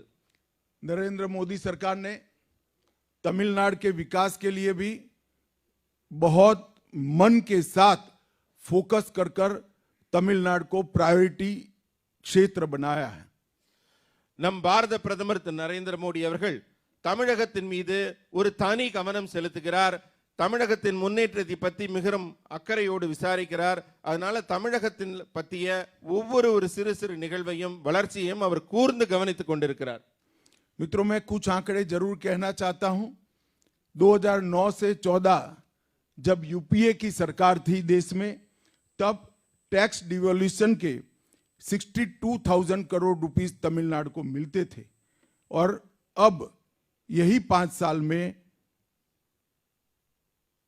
62,000 की तरह जगह 1,19,455 करोड़ रुपीस मिलते हैं। 91% की इंक्रीज है। தமிழகத்திற்கான வரி, மத்திய அரசு வசூலிக்கும் வரியில கொடுக்கக்கூடிய பகிர்மான தொகை, இதற்கு முன்னால் வந்து இந்த தமிழகம் பெற்ற தொகை 62,000 கோடி. ஆனால் தற்போது கொடுக்கப்பட்டிருக்கும் தொகை 1,90,454, கிட்டத்தட்ட 91% அதிகரித்திருக்கிறது இந்த வசூலாகும் வரி பகிர்மான தொகை. और ग्रांटिंग एड 35,000 करोड़ थी, इसको बढ़ाकर 95,734 करोड़, 171% का ग्रोथ है। அதே போல மத்திய அரசு கொடுக்கக்கூடிய கிராண்ட், அவங்களுக்காக கொடுக்கக்கூடிய தொகை வந்து 35,000 கோடியிலிருந்து 95,000 கோடிக்கு மேல், கிட்டத்தட்ட 171% உயர்ந்திருக்கிறது. और 9-10 में, फाइनेंशियल ईयर 9-10 में वित्त आयोग का अनुदान जो 928 करोड़ था, फाइनेंशियल ईयर 22-23 में 928 करोड़ से बढ़कर 6,000 करोड़ रुपीस वित्त आयोग का अनुदान आज तमिलनाडु को देने तक हम पहुंचे हैं। இதே போல ஒவ்வொரு துறையிலும் ஆண்டு கணக்கு வந்து 9-10 வந்து 918 இருந்த புள்ளிகள் இப்போ வந்து 22-23 6,000 அந்த புள்ளிகள் உயர்ந்திருக்கிறது. तमिलनाडु में नेशनल हाईवे पर ईयरली 8,700 करोड़ का व्यय भारत सरकार ने किया है। 8,700 करोड़ फॉर नेशनल हाईवे। தேசிய நெடுஞ்சாலைக்காக செயல் கொடுக்கப்படும் தொகை வந்து 8,900 கோடியாக தற்போது உயர்ந்திருக்கிறது. भारतमाला परियोजना के तहत 91,570 करोड़ रुपीस के 2,800 किलोमीटर के रोड को, इसके प्रोजेक्ट को अप्रूव कर काम चालू कर दिया गया है। பாரத்மாலா சாலை திட்டத்தின் கீழ் 2,800 கிலோமீட்டர் நீள சாலை உருவாக்குவதற்காக 91,570 கோடி ரூபாய் ஒதுக்கப்பட்டுள்ளது. और 64 प्रोजेक्ट्स जिसकी वैल्यू होती है 47,589 करोड़, वो भारत सरकार ने तमिलनाडु को दिए हैं। இதுபோல தமிழகத்திலே 64 சாலை திட்டங்களை உருவாக்குவதற்காக 47,589 கோடி ரூபாய் ஒதுக்கப்பட்டுள்ளது. 1,000 मेगावाट की नवेली थर्मल विद्युत परियोजना शुरू की गई है। 1,000 करोड़, 1000 கோடி ரூபாய் செலவிலே நெய்வேலி எரிசக்தி அந்த சுரங்கத்திலே வந்து எரிசக்தி மூலம் மின்சாரத்தை உருவாக்கும் ஒரு திட்டம் உருவாக்கப்பட்டுள்ளது. चेन्नई मेट्रो फेज 1 का एक्सपांशन 3,770 करोड़ रुपए से किया गया है। 3,770 crores. சென்னை மெட்ரோ திட்டத்திற்காக இரண்டாவது கட்டம் phase 2 உருவாக்குவதற்காக 3,770 கோடி ரூபாய் ஒதுக்கப்பட்டுள்ளது. और तमिलनाडु में 1,450 सीट्स के साथ 11 नए मेडिकल कॉलेज देने का काम नरेंद्र मोदी सरकार ने किया है। தமிழகத்தில் 1,456 கோடி ரூபாய் செலவிலே 11 புதிய மருத்துவ கல்லூரிகள் உருவாக்கப்பட்டுள்ளன. मित्रों, आज मैं यहाँ आया हूं तब मैं तमिलनाडु सरकार को एक निवेदन भी करना चाहता हूं। तमिल भाषा विश्व की सबसे पुरानी भाषाओं में से एक है। शायद तमिल का व्याकरण भी विश्व के सबसे पुराने व्याकरण में से एक है। तमिल भाषा का बढ़ावा और तमिल भाषा को समृद्ध करना न केवल तमिलनाडु, पूरे देश की जिम्मेदारी है। मैं तमिलनाडु सरकार को अनुरोध करना चाहता हूं, देश के कई राज्यों ने मेडिकल और टेक्निकल एजुकेशन को अपने अपने राज्य की मातृभाषा में शुरू किया है। अगर तमिलनाडु सरकार भी मेडिकल एजुकेशन को पूर्णतया तमिल भाषा में पढ़ाने की शुरुआत करती है तो तमिल मीडियम में पढ़े हुए विद्यार्थियों को मेडिकल साइंस समझने में बहुत सरलता होगी और वो अपनी मातृभाषा में ही रिसर्च एंड डेवलपमेंट कर कर अपनी और क्षमताओं का देश को और मेडिकल साइंस को योगदान कर पाएंगे। इसी तरह से टेक्निकल एजुकेशन में भी लगभग 1350 सीट्स तमिल मीडियम में पढ़ाने के लिए इंगित किए गए थे, परंतु मेरे पास अंतिम जो डेटा है AICTE का, इसमें सिर्फ 50 ही सीट पर पढ़ाई लिखाई चल रही है। अगर तमिलनाडु सरकार तमिल भाषा में मेडिकल और इंजीनियरिंग के एजुकेशन को कंसंट्रेट करती है, कई राज्यों ने किया भी है और अच्छे नतीजे मिलने की शुरुआत भी होगी। अगर इसको कंसंट्रेट करती है तो हम तमिल भाषा का बहुत बड़ी सेवा करने का काम करेंगे। நண்பர்களே, தமிழக அரசுக்கு நான் ஒரு வேண்டுகோள் வைக்க நினைக்கிறேன். தமிழ் மொழி உலகின் மிக தொன்மையான மொழி, உலகின் மிக மூத்த மொழி, இன்னும் சொல்ல போனால் உலகின் மிக மூத்த தொன்மையான பழமையான இலக்கியம் தமிழ் இலக்கியம். ஆகவே தமிழ் மொழியின் மேன்மையை வெறும் தமிழர்களுக்கு மட்டும் பெருமையான விஷயம் இல்ல, மொத்த இந்தியாவுக்குமான பெருமை. அதனால நான் தமிழக அரசுக்கு வைக்கிற வேண்டுகோள் என்னன்னா, தமிழக அரசு மருத்துவ கல்வியையும் இன்ஜினியரிங் பொறியியல் கல்வியையும் தமிழ் மொழியிலேயே தமிழ் மாணவர்களுக்கு தர வேண்டும். பல மாநிலங்கள்ல அவங்க சொந்த தாய்மொழியில மருத்துவ கல்வியையும் பொறியியல் கல்வியையும் மாத்திட்டாங்க. அதே போல தமிழ்நாட்டிலையும் தமிழ் மொழியிலேயே, அதாவது பொறியியல் கல்லூரியில 1350 மாணவர்கள் தமிழ் மீடியத்தில் படிச்சவங்க பொறியியல் கல்லூரிக்கு வராங்க. அவங்களுக்கு ஆங்கிலத்தில் பாடம் எடுக்கும்போது புரியாது. அதனால நீங்க தமிழ் மொழியிலேயே அவங்களுக்கு சொல்லி கொடுத்தீங்கன்னா அவங்க மிக எளிமையாக படிப்பாங்க, அவங்க ஆராய்ச்சிகள் செய்ய முடியும், மருத்துவ பொறியியல் ஆராய்ச்சிகள் வளரும். ஆகவே தமிழ் மொழியிலேயே மருத்துவம் மற்றும் பொறியியல் கல்லூரிக்கான பாடத்திட்டங்களை அமைக்கும்படி தமிழக அரசை நான் கேட்டுக்கொள்கிறேன். अंत में मैं श्री श्रीनिवासन जी और रूपा रंगनाथन जी को उनकी इंडिया सीमेंट कंपनी जब शताब्दी मनाए तब औद्योगिक क्षेत्र में उनका रुतबा आज है उससे अनेक गुना ज्यादा हो, ऐसी शुभकामनाएं देकर मेरी बात को समाप्त करता हूं। वंदे मातरम। திரு ஸ்ரீனிவாசன் அவர்களுக்கும் திரு ரூபா ரங்கநாதன் அவர்களுக்கும் ஒரு வேண்டுகோள், உங்களுடைய 100ஆண்டு விழாவிலும் நீங்கள் என்னை அழையுங்கள். இது மாதிரி சிறப்பான ஒரு விழாவாக அந்த விழா அமையட்டும் என்ற நல்வாழ்த்துக்களோடு என் உரையை முடிக்கிறேன். நன்றி, வணக்கம்.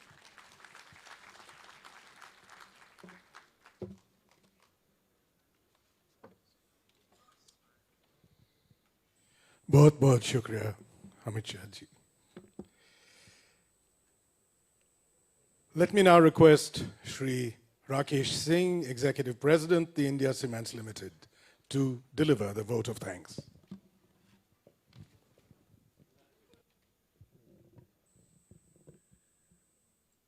What an inspiring day we had. All credit goes to our chief guest, Honorable Home Minister of India. We know the mutual affection you and Mr. Srinivasan have.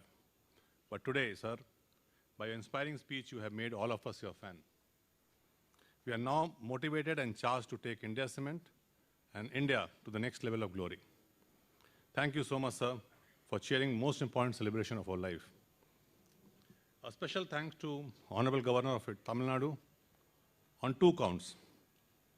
First, to receive us so warmly when we visited Governor House, and to invite, and second, for your gracious presence today. Thank you so much for encouraging us today, sir. We thank Honorable Union Minister of State, Shri L. Muruganji, for inspiring speech. Your presence on this special occasion means a lot to us. Tamil Nadu is where we were born and grown. Honorable Minister of Industry of Tamil Nadu has always been a big support to us. We can't thank you enough, sir.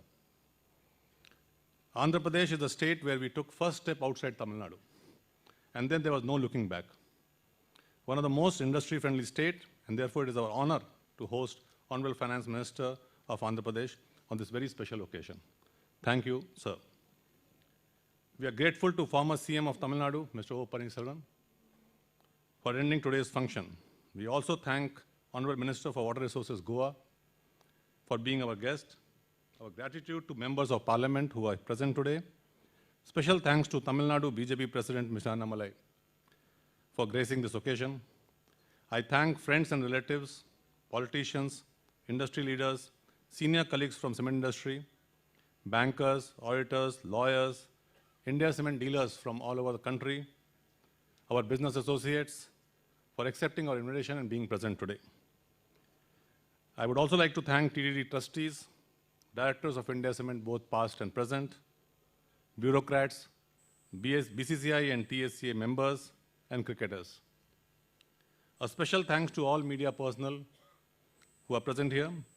A big thanks to all the organizers and agencies, people behind this hugely successful event. Police and administration needs an applaud for doing such a fine bandobast. I'll be failing my duty if I don't thank all the employees of India Cement, both past and present, who have made this company what it is today. Thank you very much.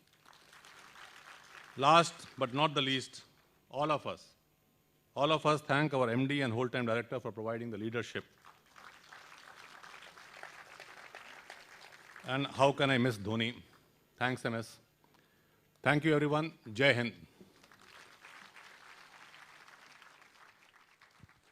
Ladies and gentlemen, as we began, so shall we finish. May I request you all to please rise for the national anthem.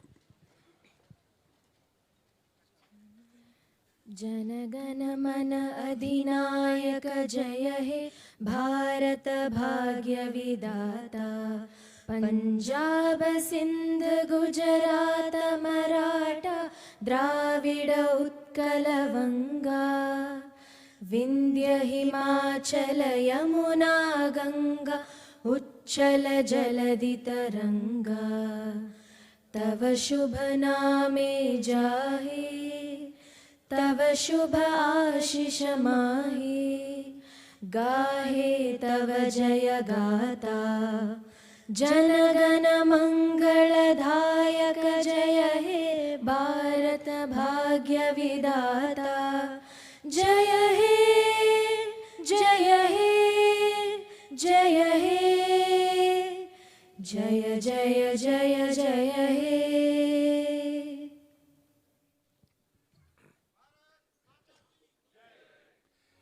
Thank you, ladies and gentlemen. We thank our dignitaries, the Honorable Union Minister, the Honorable Governor, and all our other dignitaries for gracing the occasion. We thank you all for being here, and we look forward to your continued patronage and your continued support for the India Cements Limited. Thank you. Good afternoon.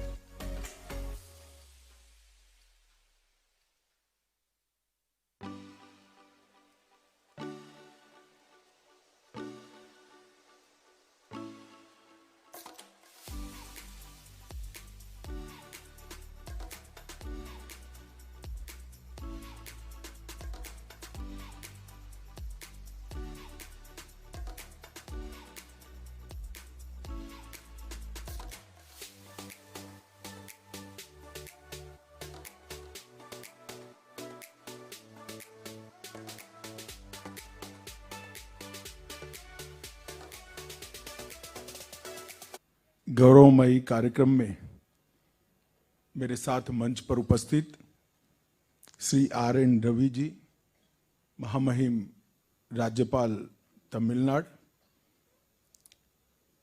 Shri N. Srinivasan ji, vice chairman और MD India cement, और मेरे मित्र भी है श्रीनिवासन जी, Shri N. Murugan जी, श्री थंगम थेन्नारुसु जी, उद्योग मंत्री तमिलनाडु, वित्त मंत्री आंध्र प्रदेश, श्रीमती रूपा गुरुनाथ जी, India cement की होल टाइम डायरेक्टर हैं, और आज यहाँ पर आए हुए उद्योग जगत और खेल जगत के सभी गणमान्य व्यक्तिगण और इंडिया सीमेंट के परिवारजनों, सबसे पहले मैं श्रीनिवासन जी और उनकी टीम को बहुत बहुत शुभकामनाएं देना चाहता हूं, क्योंकि कोई भी संस्था 75 साल पूरा करती है तो अपने आप में वो क्षेत्र में अपने को साबित कर कर लीडर के रूप में उभरती है, तभी 75 साल की जर्नी समाप्त होती है। அனைவருக்கும் வணக்கம். இந்த மதிப்பிற்குரிய விழாவிலே பங்கேற்றிருக்கும் நம் மாட்சிமிகு ஆளுநர் அவர்களுக்கும், இந்தியா சிமெண்டின் மேனேஜிங் டைரக்டர் திரு ஸ்ரீனிவாசன் அவர்களுக்கும், மதிப்பிற்குரிய மத்திய அமைச்சர் எல் முருகன் அவர்களுக்கும், மற்றும் தொழில் அமைச்சர் திரு தங்கம் தென்னரசு அவர்களுக்கும், ஆந்திர பிரதேசத்தின் அமைச்சர் அவர்களுக்கும், திரு ரூபா அவர்களுக்கும் என்னுடைய வணக்கத்தை தெரிவித்துக் கொள்கிறேன். இந்த விழாவில் பங்கேற்றிருக்கும் அனைத்து ஊழியர்களுக்கும், அதிகாரிகளுக்கும், விளையாட்டுத்துறையை சேர்ந்தவர்களுக்கும் என் வாழ்த்துக்களை தெரிவித்துக் கொள்கிறேன். முதல்ல நான் திரு ஸ்ரீனிவாசன் அவர்களுக்கு என்னுடைய நல்வாழ்த்துக்களை தெரிவித்துக் கொள்கிறேன். என்னுடைய நண்பர். அவருக்கு ஏன்னா 75 ஆண்டு காலம் ஒரு நிறுவனம் பூர்த்தி செய்கிறது என்றால் அவர்கள் அந்த துறையின் மிகப்பெரிய தலைவர்களாக, லீடர்களாக இருக்கிறார்கள் என்று அர்த்தம். அது மாதிரி ஒரு அற்புதமான சாதனை செய்ததற்காக முதலில் இந்தியா சிமெண்ட்ஸ் நிறுவனத்திற்கும் திரு ஸ்ரீனிவாசன் அவர்களுக்கும் என் நல்வாழ்த்துக்களை தெரிவித்துக் கொள்கிறேன். मित्रों, सबसे पहले तो मैं श्रीनिवासन जी ने कहा कि वो मेरा धन्यवाद करेंगे. मैं श्रीनिवासन जी को कहना चाहता हूं, मेरे और उनके बीच में धन्यवाद का रिश्ता नहीं है. मैंने आपको इंडस्ट्री के अंदर काम करते हुए बहुत नजदीक से नहीं देखा है, मगर श्रीनिवासन जी को याद भी नहीं होगा, जब वो चेस एसोसिएशन से जुड़े थे तब मैं गुजरात चेस एसोसिएशन का अध्यक्ष था, और जब वो सेक्रेटरी और चेयरमैन बने BCCI के, तब मैं गुजरात स्टेट क्रिकेट एसोसिएशन का अध्यक्ष था. मैंने स्पोर्ट्स ऑर्गेनाइजेशन के अंदर श्रीनिवासन जी को काम करते हुए देखा है. स्पोर्ट्स ऑर्गेनाइजेशन के अंदर पारदर्शिता लाना, स्पोर्ट्स ऑर्गेनाइजेशन के अंदर जितनी भी संभावनाएं पड़ी है, पॉसिबिलिटी पड़ी है, उसको 100% एक्सप्लोर करना, और स्पोर्ट पर्सन जो हमारे खिलाड़ी है उनके जीवन को बेहतर बनाने के लिए श्रीनिवासन जी ने देश में एक नया रास्ता सबको दिखाया. இந்த நண்பர்களே, இந்த விழாவில் பேசுகையில் திரு ஸ்ரீனிவாசன் அவர்கள் முதல்ல நன்றி உரை சொல்கிறேன் என்று சொல்லியிருந்தார். நான் அவர்கிட்ட சொன்னேன், நட்புக்கு இடையில நன்றி உணர்வே தேவையில்லை, அதனால நமக்குள்ள இருக்கிற நட்புக்காக நீங்க நன்றி சொல்ல வேண்டாம் அப்படி சொல்லியிருந்தேன். எங்களுக்குள்ள இருக்க நட்பு விளையாட்டுத்துறை மூலமாக வளர்ந்தது. அவர் எப்போ சென்னை கிரிக்கெட் அசோசியேஷனுக்கு தலைவராக இருந்தபோது நான் குஜராத் கிரிக்கெட் அசோசியேஷனுக்கு தலைவராக இருந்தேன். பின்னர் இந்திய தலைமை எடுத்த போது கூட நானும் குஜராத்தில் கிரிக்கெட் தொடர்பாக எங்களுக்குள்ள ஒரு நல்ல உறவு மலர்ந்து கொண்டிருந்தது. விளையாட்டுத்துறையை பொறுத்த வகையிலே அவருடைய சிறப்பு அம்சம் என்னவென்றால், எத்தனை வாய்ப்புகள் இருக்கிறதோ அத்தனை வாய்ப்புகளையும் 100% வெற்றியாக மாற்றக்கூடிய திறமை திரு சீனிவாசன் அவர்களுக்கு உண்டு. அதே போல விளையாட்டு வீரர்களுக்காக அதிகம் அவர் நலனுக்காகவும் உயர்வுக்காகவும் பாடுபட்டவர் திரு ஸ்ரீனிவாசன் அவர்கள். आज इंडिया सीमेंट की 75वीं वर्षगांठ पर हम सब एकत्रित आए हैं.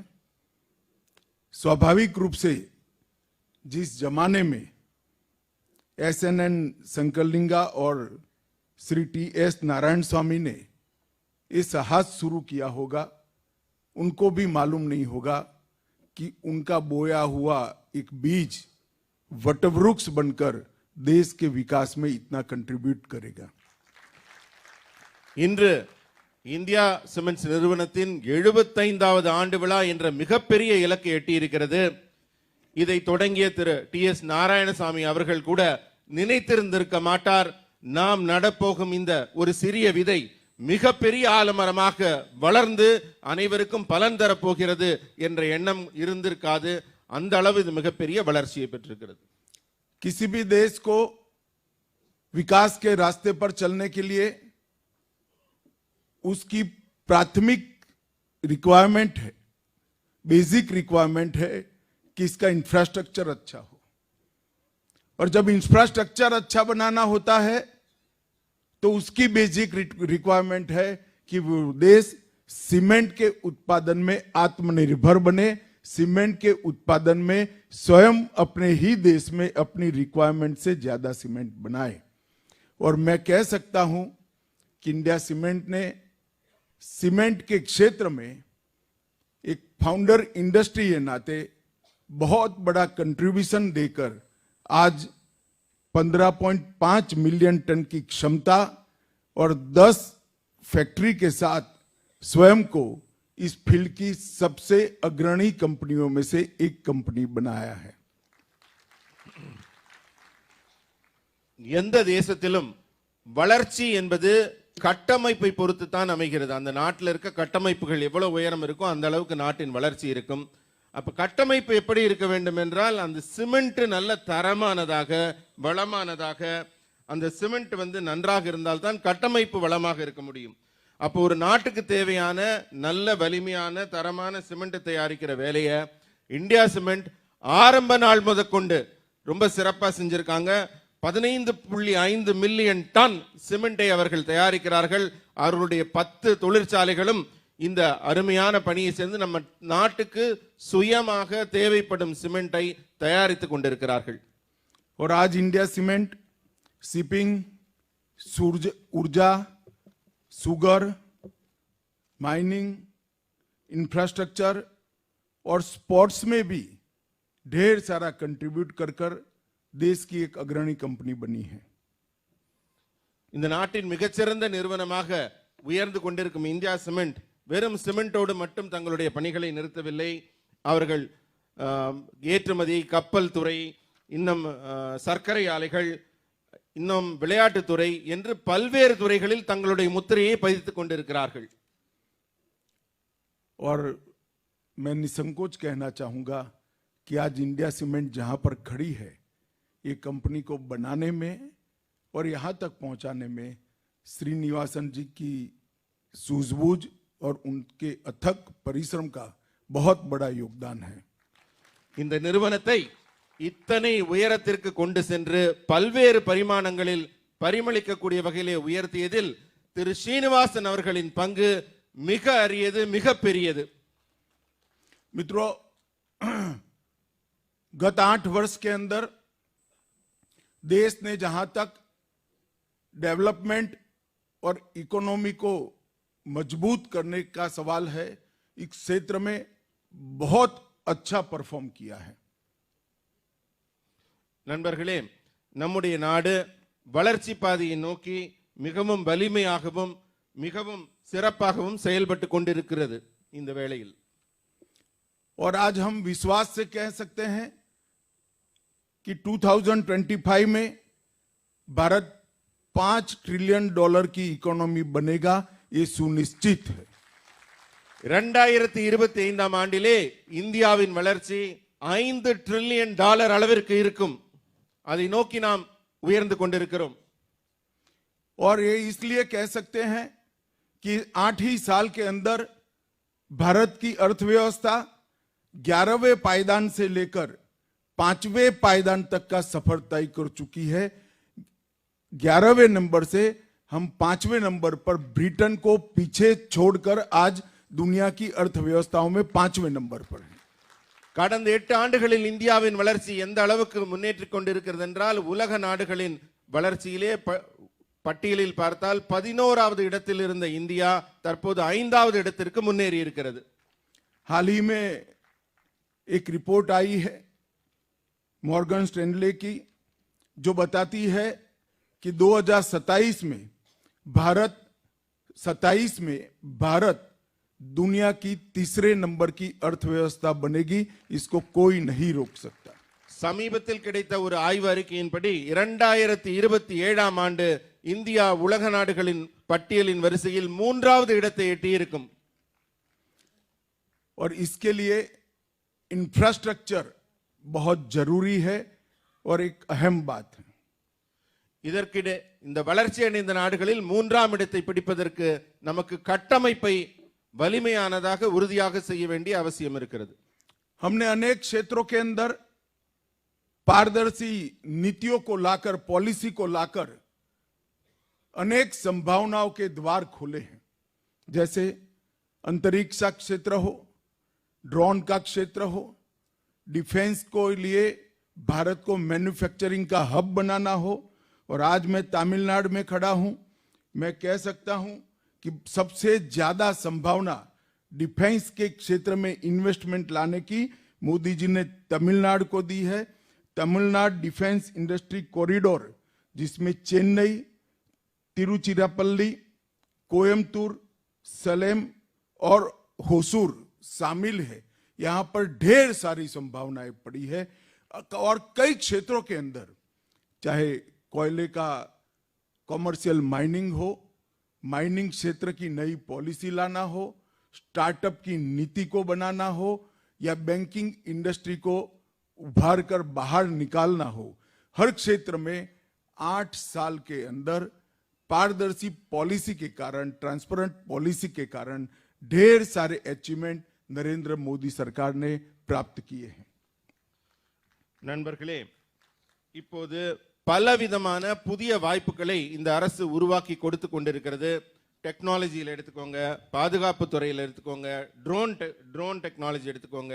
இப்போ பாதுகாப்பு துறை எடுத்துட்டீங்கன்னா ஒரு டிஃபென்ஸ் ஹப் தமிழகத்தில் வந்து சென்னையிலும், திருச்சியிலும், கோயம்புத்தூரிலும், சேலத்திலும், ஹோசூரிலும் அமைக்கப்பட்டிருக்கு। இங்கெல்லாம் புதிய புதிய ஸ்டார்ட் அப்புகள், டிஃபென்ஸ் சம்பந்தமான தொழிற்சாலைகள் உருவாக்கி கொண்டிருக்கின்றன। இது மாதிரி ஒரு அரிய வாய்ப்புகளையும் களங்களையும் இந்த புதிய வாய்ப்புகளையும் கட்டமைப்பு துறையிலே உருவாக்கி கொண்டிருக்கிறோம்। இது இல்லாமல் நிலக்கரி சுரங்கம் தொடங்குவதாகட்டும், புதிய ஸ்டார்ட் அப்புகள் டெக்னாலஜி ரிலேட்டட் தொடங்குவதாகட்டும், வங்கித்துறை பேங்கிங் ஆகட்டும், இது மாதிரி புதிய தெளிவான ஒரு தொழிற்சாலைகளை எல்லாம், புதிய கட்டமைப்புகளை எல்லாம் உருவாக்கும் பணியிலே நமது அரசு வேகமாக முன்னேறி கொண்டிருக்கிறது। R&D को भी मजबूत करने के लिए मोदी सरकार ने कई क्षेत्रों के अंदर नई पॉलिसी का सूत्रपात किया है। मैं एक ही उदाहरण देना चाहता हूं। जब पूरी दुनिया कोविड के संकट से घिरी थी, ये सदी की सबसे बड़ी महामारी का हम सामना कर रहे थे, भारत उन देशों में था जिन्होंने सबसे पहले वैक्सीन, स्वदेशी वैक्सीन बनाने का काम किया और 225 करोड़ डोज लगाने का काम हम समाप्त कर चुके हैं और दुनिया के 85 देशों में वैक्सीन भेजकर दुनिया को भी सुरक्षित करने का काम भारत ने किया है। ஆய்வு மற்றும் வளர்ச்சி, ரிசர்ச் அண்ட் டெவலப்மெண்ட் துறையிலே இந்தியா மிக வேகமாக முன்னேறி கொண்டிருக்கிறது। அனைத்து துறைகளிலும் ஆய்வுகளும் வளர்ச்சிகளும் மேற்கொள்ளப்பட்டு வருகின்றன। இதற்கு ஒரு நல்ல உதாரணம் சொல்ல வேண்டும் என்றால், கோவிட் நேரத்தில் உலக நாடுகள் எல்லாம் தடுப்பூசிக்கு என்ன செய்யணும்னு தவிச்சு அதிர்ச்சி அடைந்து நின்னப்ப நம்மளுடைய ஆய்வும் R&D டிபார்ட்மெண்ட் வந்து சவாலான அந்த நேரத்தில் தடுப்பூசியை கண்டுபிடிச்சு இந்தியாவுக்கு தற்சார்பு மட்டும் பூர்த்தி செய்யாம உலக நாடுகள் அத்தனை பேருக்கும் 2.25 கோடி மருந்துகளை குறிப்பிட்ட காலத்திற்குள் உருவாக்கி உலகத்தையே காப்பாற்றுற ஒரு மிகப்பெரிய வளர்ச்சியை நோக்கி சென்றது। இதனால் நம்முடைய R&D ஆய்வு மற்றும் வளர்ச்சி பாதையிலே நாடு வேகமாக முன்னேறி கொண்டிருக்கிறது। देश में 60 करोड़ की गरीब जनता ऐसी प्रकार से अपना जीवन व्यतीत करती थी कि देश की इकोनॉमी में इतनी बड़ी जनसंख्या का कोई कंट्रीब्यूशन नहीं था, क्योंकि 60 करोड़ लोग अपनी रोजमर्रा की दिक्कतों से ही बाहर नहीं आते थे। नरेंद्र मोदी सरकार ने इस 60 करोड़ घरों में टॉयलेट देने का काम किया, सबके घर में बिजली देने का काम किया, सबको घर देने का काम किया, घर के अंदर गैस का सिलेंडर देने का काम किया और 5 लाख तक का पूरा स्वास्थ्य का खर्चा आज नरेंद्र मोदी सरकार कर रही है।